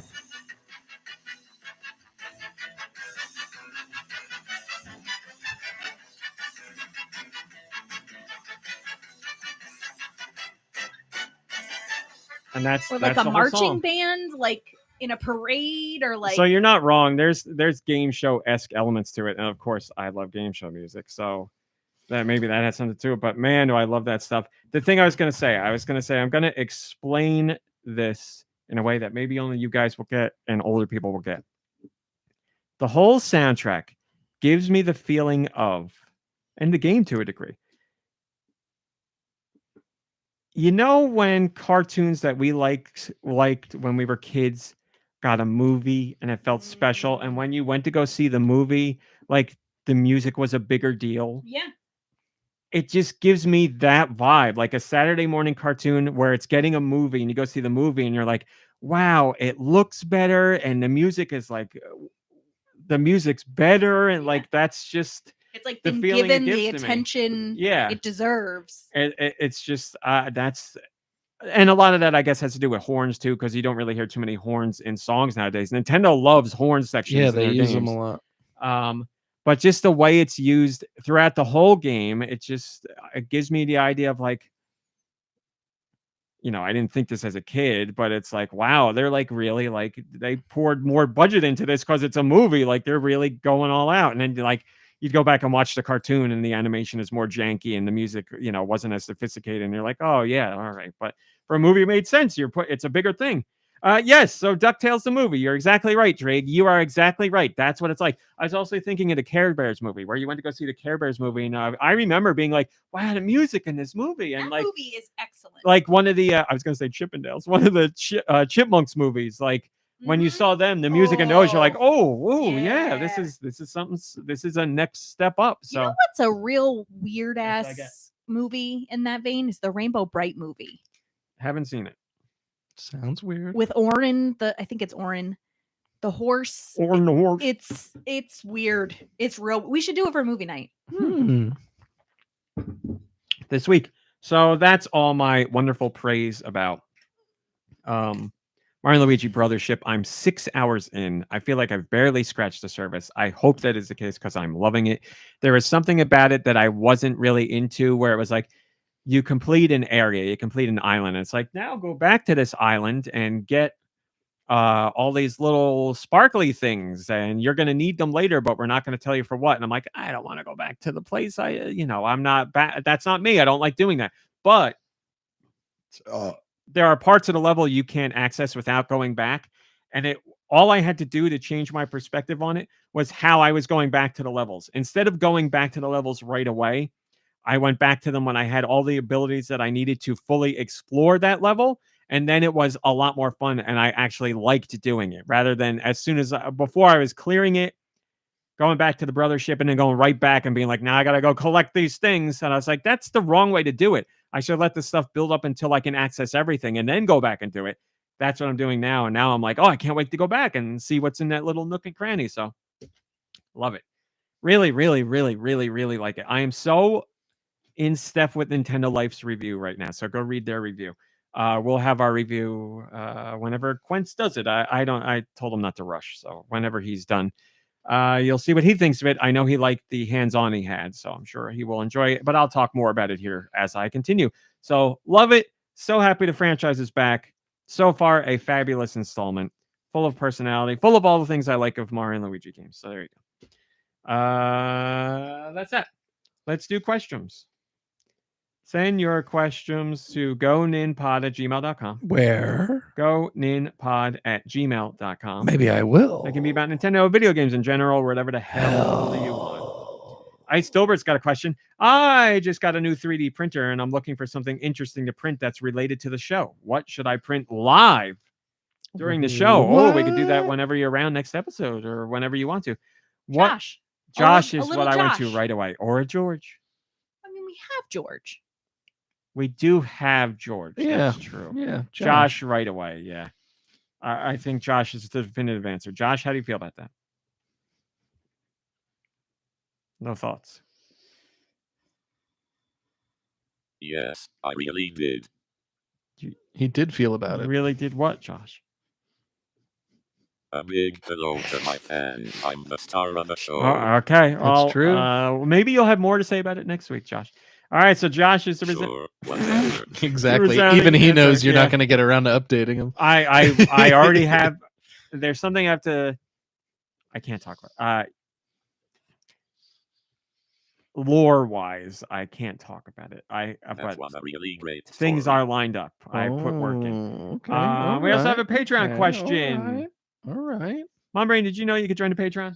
For $1. Aaron Cup did for $1. Thank you, Aaron Cup. And I have this question. Hi, everyone. Hi. Hi. What Hi. do you name your characters in video games? Do you have a tried and true name you always stick to, or do you like to mix it up depending on your mood or the game? For example, I always name my character in Zelda games I Farted. And this has cracked me up way too often. I shouldn't be laughing so hard at that, but that's really say cracked really me up way too often. stupid, but funny. It also results in some especially hilarious moments in Ocarina of Time. That's great. Which should be no surprise, do not do that. I'm incredibly boring because I don't care. I go with RMC, I go with Kevin, I go with the character's name. So if they're like, what's Link's name? I'm like, his name is Link. So that's what I do. And I go with Trash Boat. Those are the ones that I go with. That's all I got. But I know Do is much more imaginative than me. I just go with Do. Oh, do you really? Yeah. I don't do. I used to mess with my Final Fantasy VII names just Yeah. because I'd played that game so many times. But no, if I'm only gonna be playing a game through once, I just go with Do. Every Link I am is Do. Mom Brain? Don't look at my screen. I do. Often I'll do Ham Yell or Ham, Ham Yell is in there a lot. That's true. which is Nintendo's nickname for me. I mean, Ham Holiday coming up. the family in general, but Nintendo's the one that really uses it.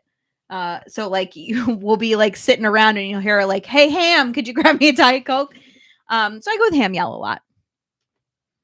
All right, there you go. Mom Brain's the one who's least boring out of all of us. The rest of us are boring. I apologize. Dude, didn't you do something for Earthbound? Oh, yes, you did. Well, yeah, for Earthbound, it wasn't all that great though. What I named Pooh, which you think would be a slam dunk. Keep that name. I named Pooh Bruce, and then I named after Johnny Yoon from They Call Me Bruce. Of Of course. I mean, it shouldn't have be said. And then I named. I forget her real name in the game, but I named the female playable character Linda. What's her name? I don't remember. Polly? I don't remember. I don't Probably sounds remember. right. And then I named. I forget what I named. Darn it! I named the blonde kid. I named something different too, but it wasn't like funny or strange. It was just like a different name. Like I just named them names. Paula is the name of the Yeah. girl, says Radical Defense. Yeah, Paula I named Linda, and then Pooh I named Bruce, and then blank Don't I take- named blank. My not knowing names and a lack of appreciation for the games. I suck at names in all games and TV shows and movies. I need them drilled into my head. Like I'm watching My Hero Academia and I can remember Deku and I can remember Deku. I can remember Deku and All Might. But like I can't remember anybody else. I don't know Demon Slayer, and I love these things and I don't know any of their names.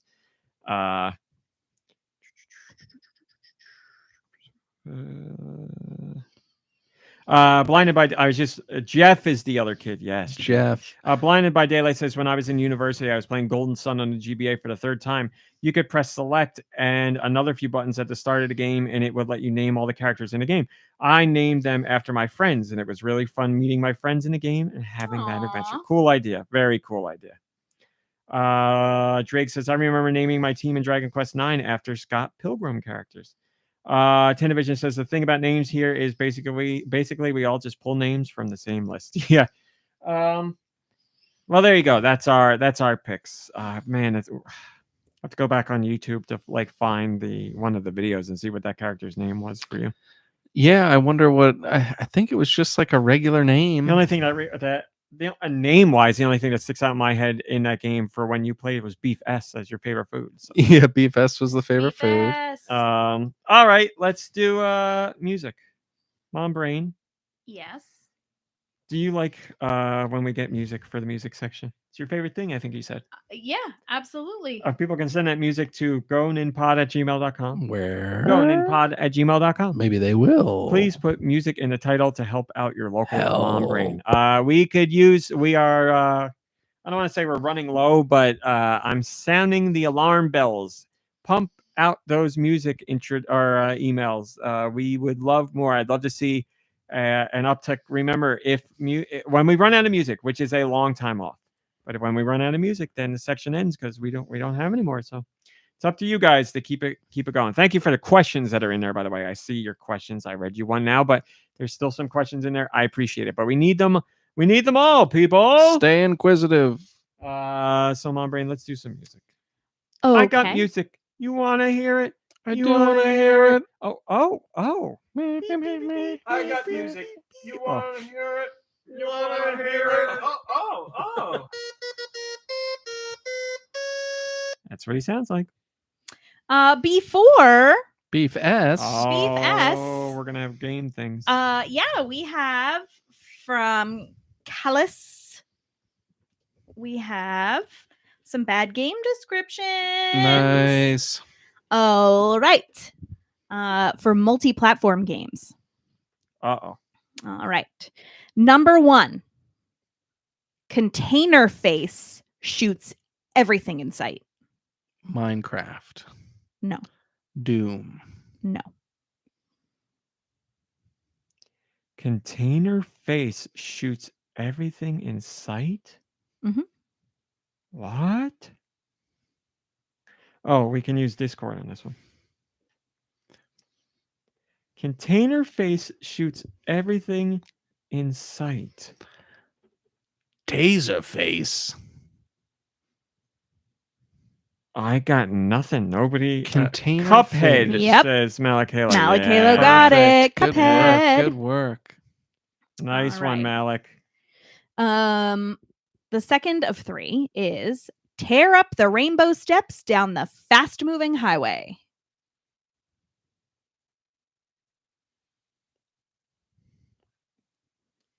Tear up the rainbow steps during the fast Down the fast-moving down highway. the fast moving highway. Mario Kart. Nope.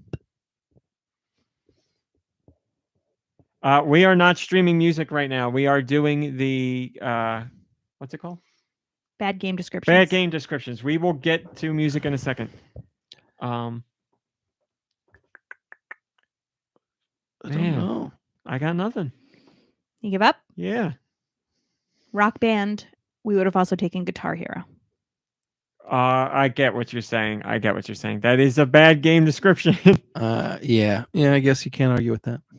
And the last is tomatoes flying to the left, mushrooms to the right, the floor is breaking apart, and everyone is angry. Oh my God, I can't get any of these. Overcooked. Yes. Whew, thank My God. goodness. Thank God, man, that was tough. Woo. Tough. All right, now we are doing music. Now it's gonna be musical. Alrighty. So we've got a little ditty from our friend Freddie Fro. Little ditty, big ditty. I like Ready, them all. bro, let Well, yourself front go. offer. Hold on a sec. Well front, whatever they do. I don't know. I didn't hear the rest of the ad. Here we go.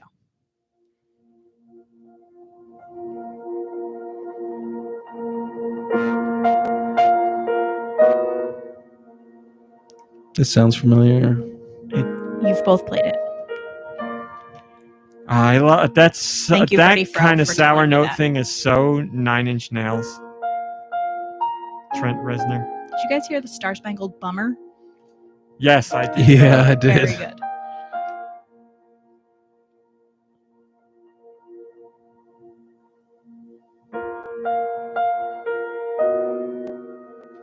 I don't know what you call those. They're not sour notes, but they're like melancholy notes. I love that kind of stuff. Right.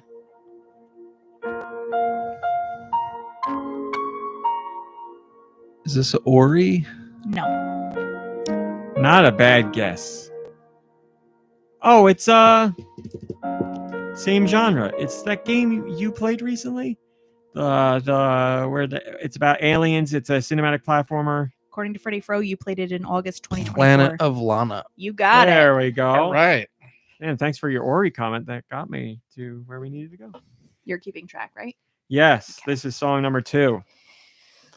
This one is from Egmond.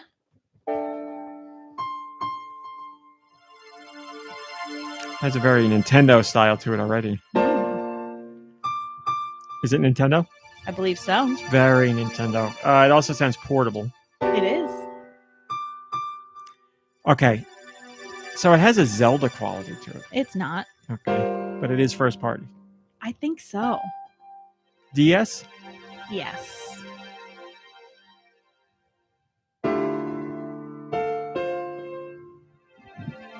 She thinks so. So it's not one of the, Mario, Zelda, all that. Hotel Dusk. It is Hotel Dusk. Bravo. Great Rest in job. peace, Sing. Spoilers. All right. This one comes from Travis Z. Thank you, Travis. Longtime fan, but a listener since podcast number 1. Oh my God. I know. Missed more than I've listened to in the past number of years since having kids, but I've been a listener since the Those very damn beginning. kids. Podcast number 1, which feels like ages and ages ago. Travis, I've been a fan of you since episode 1. Travis says, even if I don't have time to listen to the whole podcast, I always try to listen to the music quiz. does? It's always been my favorite part, so I'd better do my part and submit some songs. I'm doing my part. I'm doing my part. I ain't doing. Effing shovel. So this one's from Travis. Mother 3. Yep. And The man, something about this song. This is like I think this is just like put your name in song. interestingly, it's while you name your characters. Yeah. I didn't great. plan that. Let it go a little bit.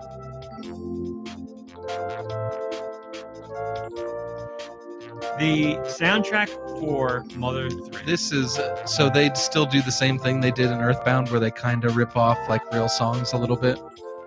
Because this Not is very as familiar. much. Mother 3 soundtrack isn't as good as Earthbound, but it has some songs in it that are very good. I really enjoy this one. This is great. There's a very I love this. sad song in the game that perfectly encapsulates something sad going down. And it's it was one of those songs in the game where you just stand there and listen to it because you're like, oh, I am in the feels right now. But yeah, there's some good songs in that game. This is a great one. Yeah. One day we'll give Mother 3 the Earthbound treatment and have you stream and play that. Or Yeah, not stream. I'm only record. reluctant. I'm only reluctant to start my handheld copy because of Because the of that. lack of traditional save. That's true. Geku Kitsune sends this one.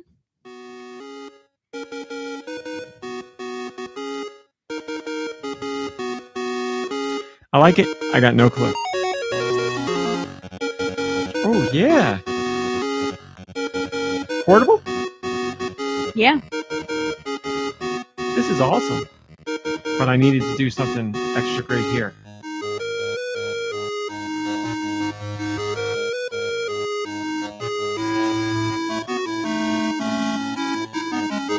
That is something else because it reminds me of.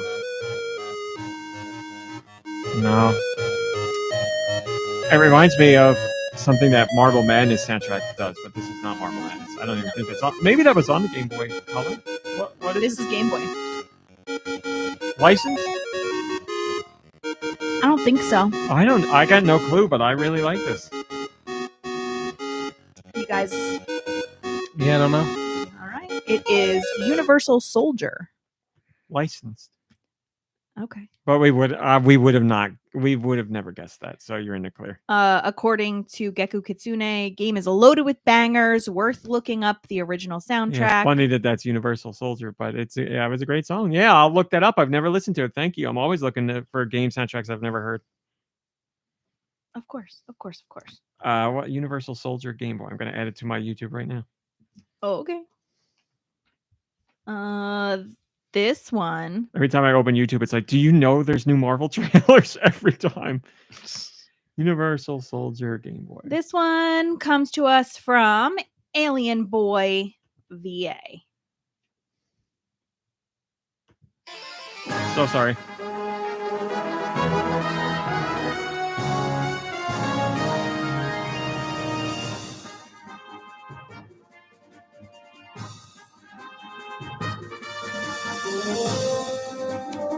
Nintendo loves those MIDI instruments. Is this Nintendo?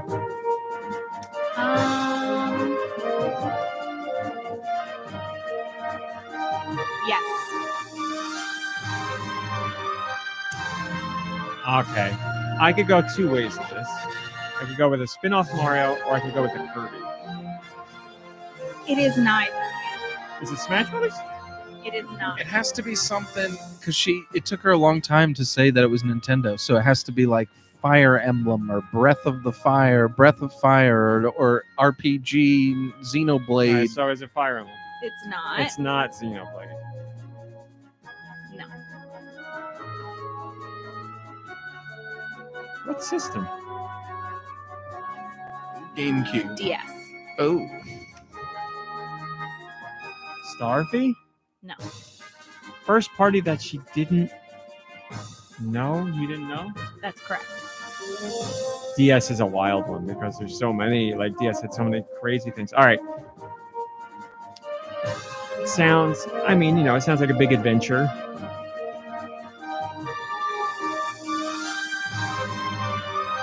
That is so Sakurai. Right there. That is so. But they've only given him one game. That's so like Smash Brothers-esque. This has to be a big deal because it's like not orchestrated, but it's like they put a lot into it. First, is it Dragon Quest? Because that's published by Nintendo. What's Martha and Roy in? What are they in? Fire Emblem. Yeah. Star Fox. No, you'd know that. I might not if it was Command. I don't Her. remember. Oh, I'm yes. still thinking about Yes, you're like right. taking time to say if it was a Nintendo Yeah, game. you're right. Yeah, that's a great one. Elebits. Nope. Tetris DS. Nope. Picross. No. Is it a puzzle game? Yes. Okay. First party puzzle game. Pokemon something. Nope.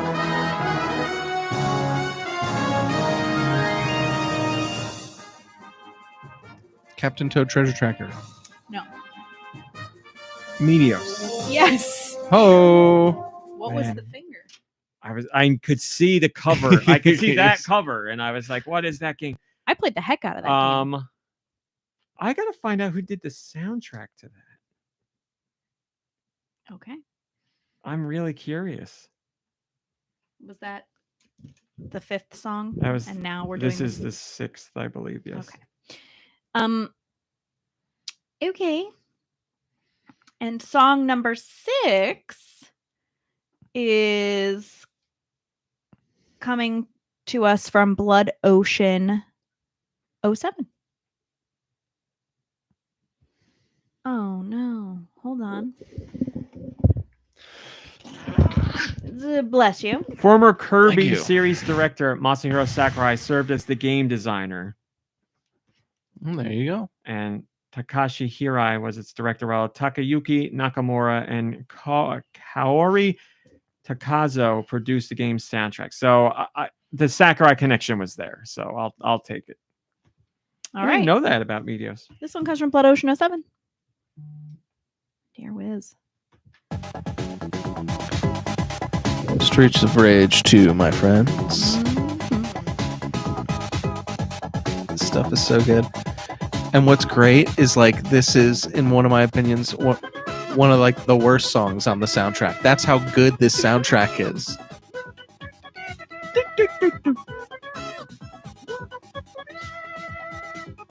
Here's where it kicks in the higher gear.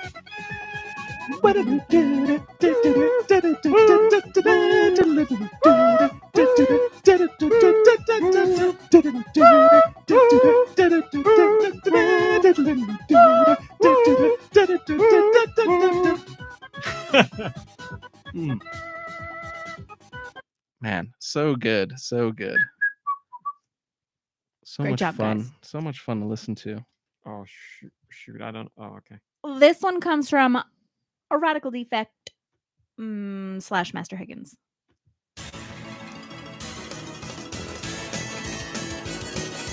Is this a Mario and Luigi? Yes. All right. Partners in Time. No. Bowser's Inside Story. Nope. Mario and Luigi RPG. Dream Team. Dream Team. Dream Team. That's correct. Oh wait! Before we're getting a request, RMC, please do your picking up an item sound effect from Streets of Rage 2. It just sounds delicious. It sounds like an apple or a turkey. Ladies and gentlemen, the sound of a turkey. That's great. Beautiful. This one comes from Slacker Monkey. Who do you think I am? Who do you think I am? This is Banjo Kazooie. It's whatever the. It's got a clock in the name. Yeah, Click Clock Woods. Say that 3 times fast. I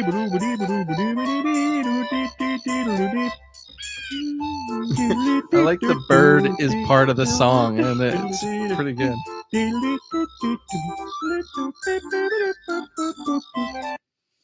That was from Slacker Monkey. Slacker Monkey, Slacker Monkey. This one is from Mikey3319. This is Bloodhound Gang. It's like that one song starts out Bloodhound Gang. What is it? Rock Me Out With Day. It's that song. Oh yeah, okay.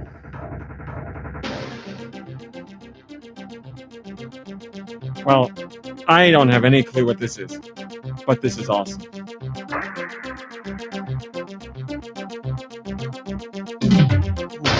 This is so cool. Cover art is very cool.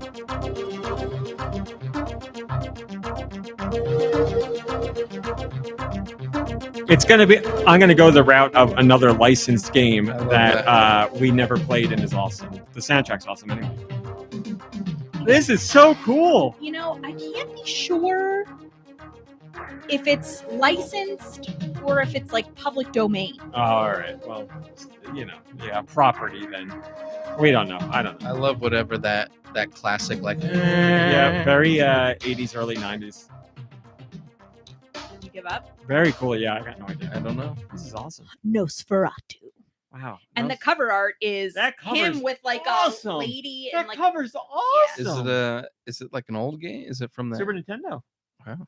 I'm gonna just drop it in the Discord that way everybody can. Please do. Here. This is so. Start that song again. Give me a sec.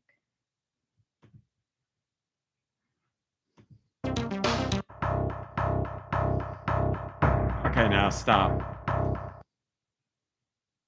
We're gonna drop this next bomb. Is that cursing? Yeah. What is the song that starts with that? I don't know what you're talking. I can't think of it because I didn't know. I didn't get the reference you were referencing here, and this clearly doesn't sound like it. The bass in the background is what it reminded me of. Okay. Okay, I can hear it. I can hear it now. I can hear it now. A little bit lower in pitch, but same kind of bear. All right, and we are ending this week on this. That is sorry to interrupt, but I'm commenting on the picture of the box art that you posted. This looks like something that if young Deux had, it would have gotten something going, much like this Blaze on the Streets of Rage 2 cover. But anyways, You would have been disappointed when you went to play the game that it was just all pixelated, like nonsense. maybe. Yep. And you could probably convince your mom. You're like, it's classic literature. Like, yeah, perfect. yeah. This sounds incredible. This is all from Nosferatu. Yeah, I'm adding it to my history. Wow, awesome stuff. Who sent that in? Thank you. Mikey 3319. Thank you, Mikey. A banger, certified banger. All right. Well, hopefully Jess I does not disappoint.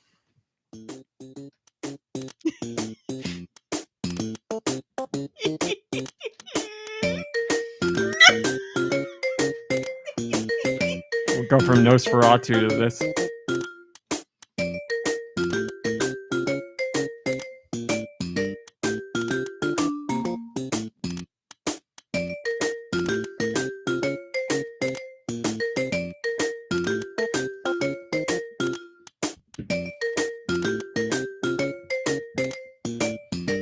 I don't know this. I got nothing at all. I'm gonna guess it's got to be. There are certain games that make the Super Nintendo sound bad, and this has to be one of them. It's a Super Nintendo game. Yeah. That like shallow, like beep, beep, beep. Oh. It's some licensed game. I'm not gonna say the game's bad, but it's definitely a licensed game where they farmed out the soundtrack to somebody who didn't care. And I think they were just messing around with because there's like xylophone and like he's like kind of messing with this. Like there's certain instruments. There's certain Genesis sound styles where you're like, oh, they didn't know what they're doing or they didn't care. And this is the equivalent for Super Nintendo. I don't know. We got nothing. It is Micro Machines. So Wow. a franchise played that that? you loved as a child that did not get a glow up when it was brought to a Well, different maybe not screen. soundtrack, but like the N64 game is great. I've never played the Super Nintendo one. I don't know. Yeah, I only know the 64 version, which is like you said, great. So we got 1, 2, 3, 4, 5, 6, 7. 7 out of 10. 6 out of 9. 6 out of I'll 9. take it. Mhm. And as always, that is the final thing in the show. And now we end the episode. With, Yeah. Oh, We're but done. as always, we're gonna do something new. what? As always, we're gonna do something new. Mhm. Deux Views. It's never news. Rumor of the week with Deux Michaels. Ladies and gentlemen, you may know that I send my spiders and my flies all over the video game land to find the best rumors that I can share with you at the end of the show. This show right here. And this is no different. I've got definitely a rumor for you folks. I don't mean to interrupt, but you got to get in the Discord. Uh-oh. Oh, it's not an uh-oh. It's a Oh. whoa. It's Oh, a whoa-ho. Oh my goodness, look at this. I was so cute. So yeah, I love it. I love Wow. it. My spiders Wow. and my flies. We're gonna do something a little different with this week, folks. I love it. Wow, that's Very amazing. great. I absolutely love that. Tony Thank you. Tony De La Mancha says, "Oh wait, what? This has never happened." You're right. Tony said goodbye, everybody. Never happened. Yeah. Here we go. All Sorry to right. interrupt. But What is blood planning? So yeah, so folks, we're doing something a little different this week. Actually, usually they are rumors that I bring to you, but the spiders and the flies cannot be denied. And this week, It's a true story. Oh my It's actually gosh. true. And I think you should all listen very closely to this very true thing that's going to be I said. love true things. So we spoke earlier, you may have remembered, about Astrobot and how it seems like it's kind of stuck on a Sony system because it's very like they have illusions. Sony-centric. Yeah, Sony centric, and Mr. Sony wanted it that way. Well, guess what? Mr. Sony also wanted it another way, and that other way is Astrobot will be ported to the Nintendo Switch, except when I say ported, I mean totally remade, and Astrobot will be flying around on little Joy-Cons, and he'll be going inside the GPU and accessing Wow. friend codes and all the other great things that come with the Nintendo Switch that you know about and love about. Joy-Cons and friend codes. And it also says here that the little Astrobots that you play, that as you're playing, the little Astrobot friends will be dressed as popular Nintendo characters such as Link, Mario, and the frog from Star Fox. Oh, okay. Slippy Toad. Slippy Man Toad. has a name. See, I know this is true because if it was a rumor, I thought that they would be wearing food related costumes in the game, or B, it would have been ported but to like the GBA or something like that. So, but this is true, so it's coming to the Switch. Yeah, this so thank you. this is absolutely true. Thank you for that inside information. I look forward to playing that again on the Switch because everybody knows that I love remakes and re-releases. So I'll add it to my pre-order list. Thank you, Deux. Yeah, half of the fun will be seeing all the characters in Astrobot form. That's right.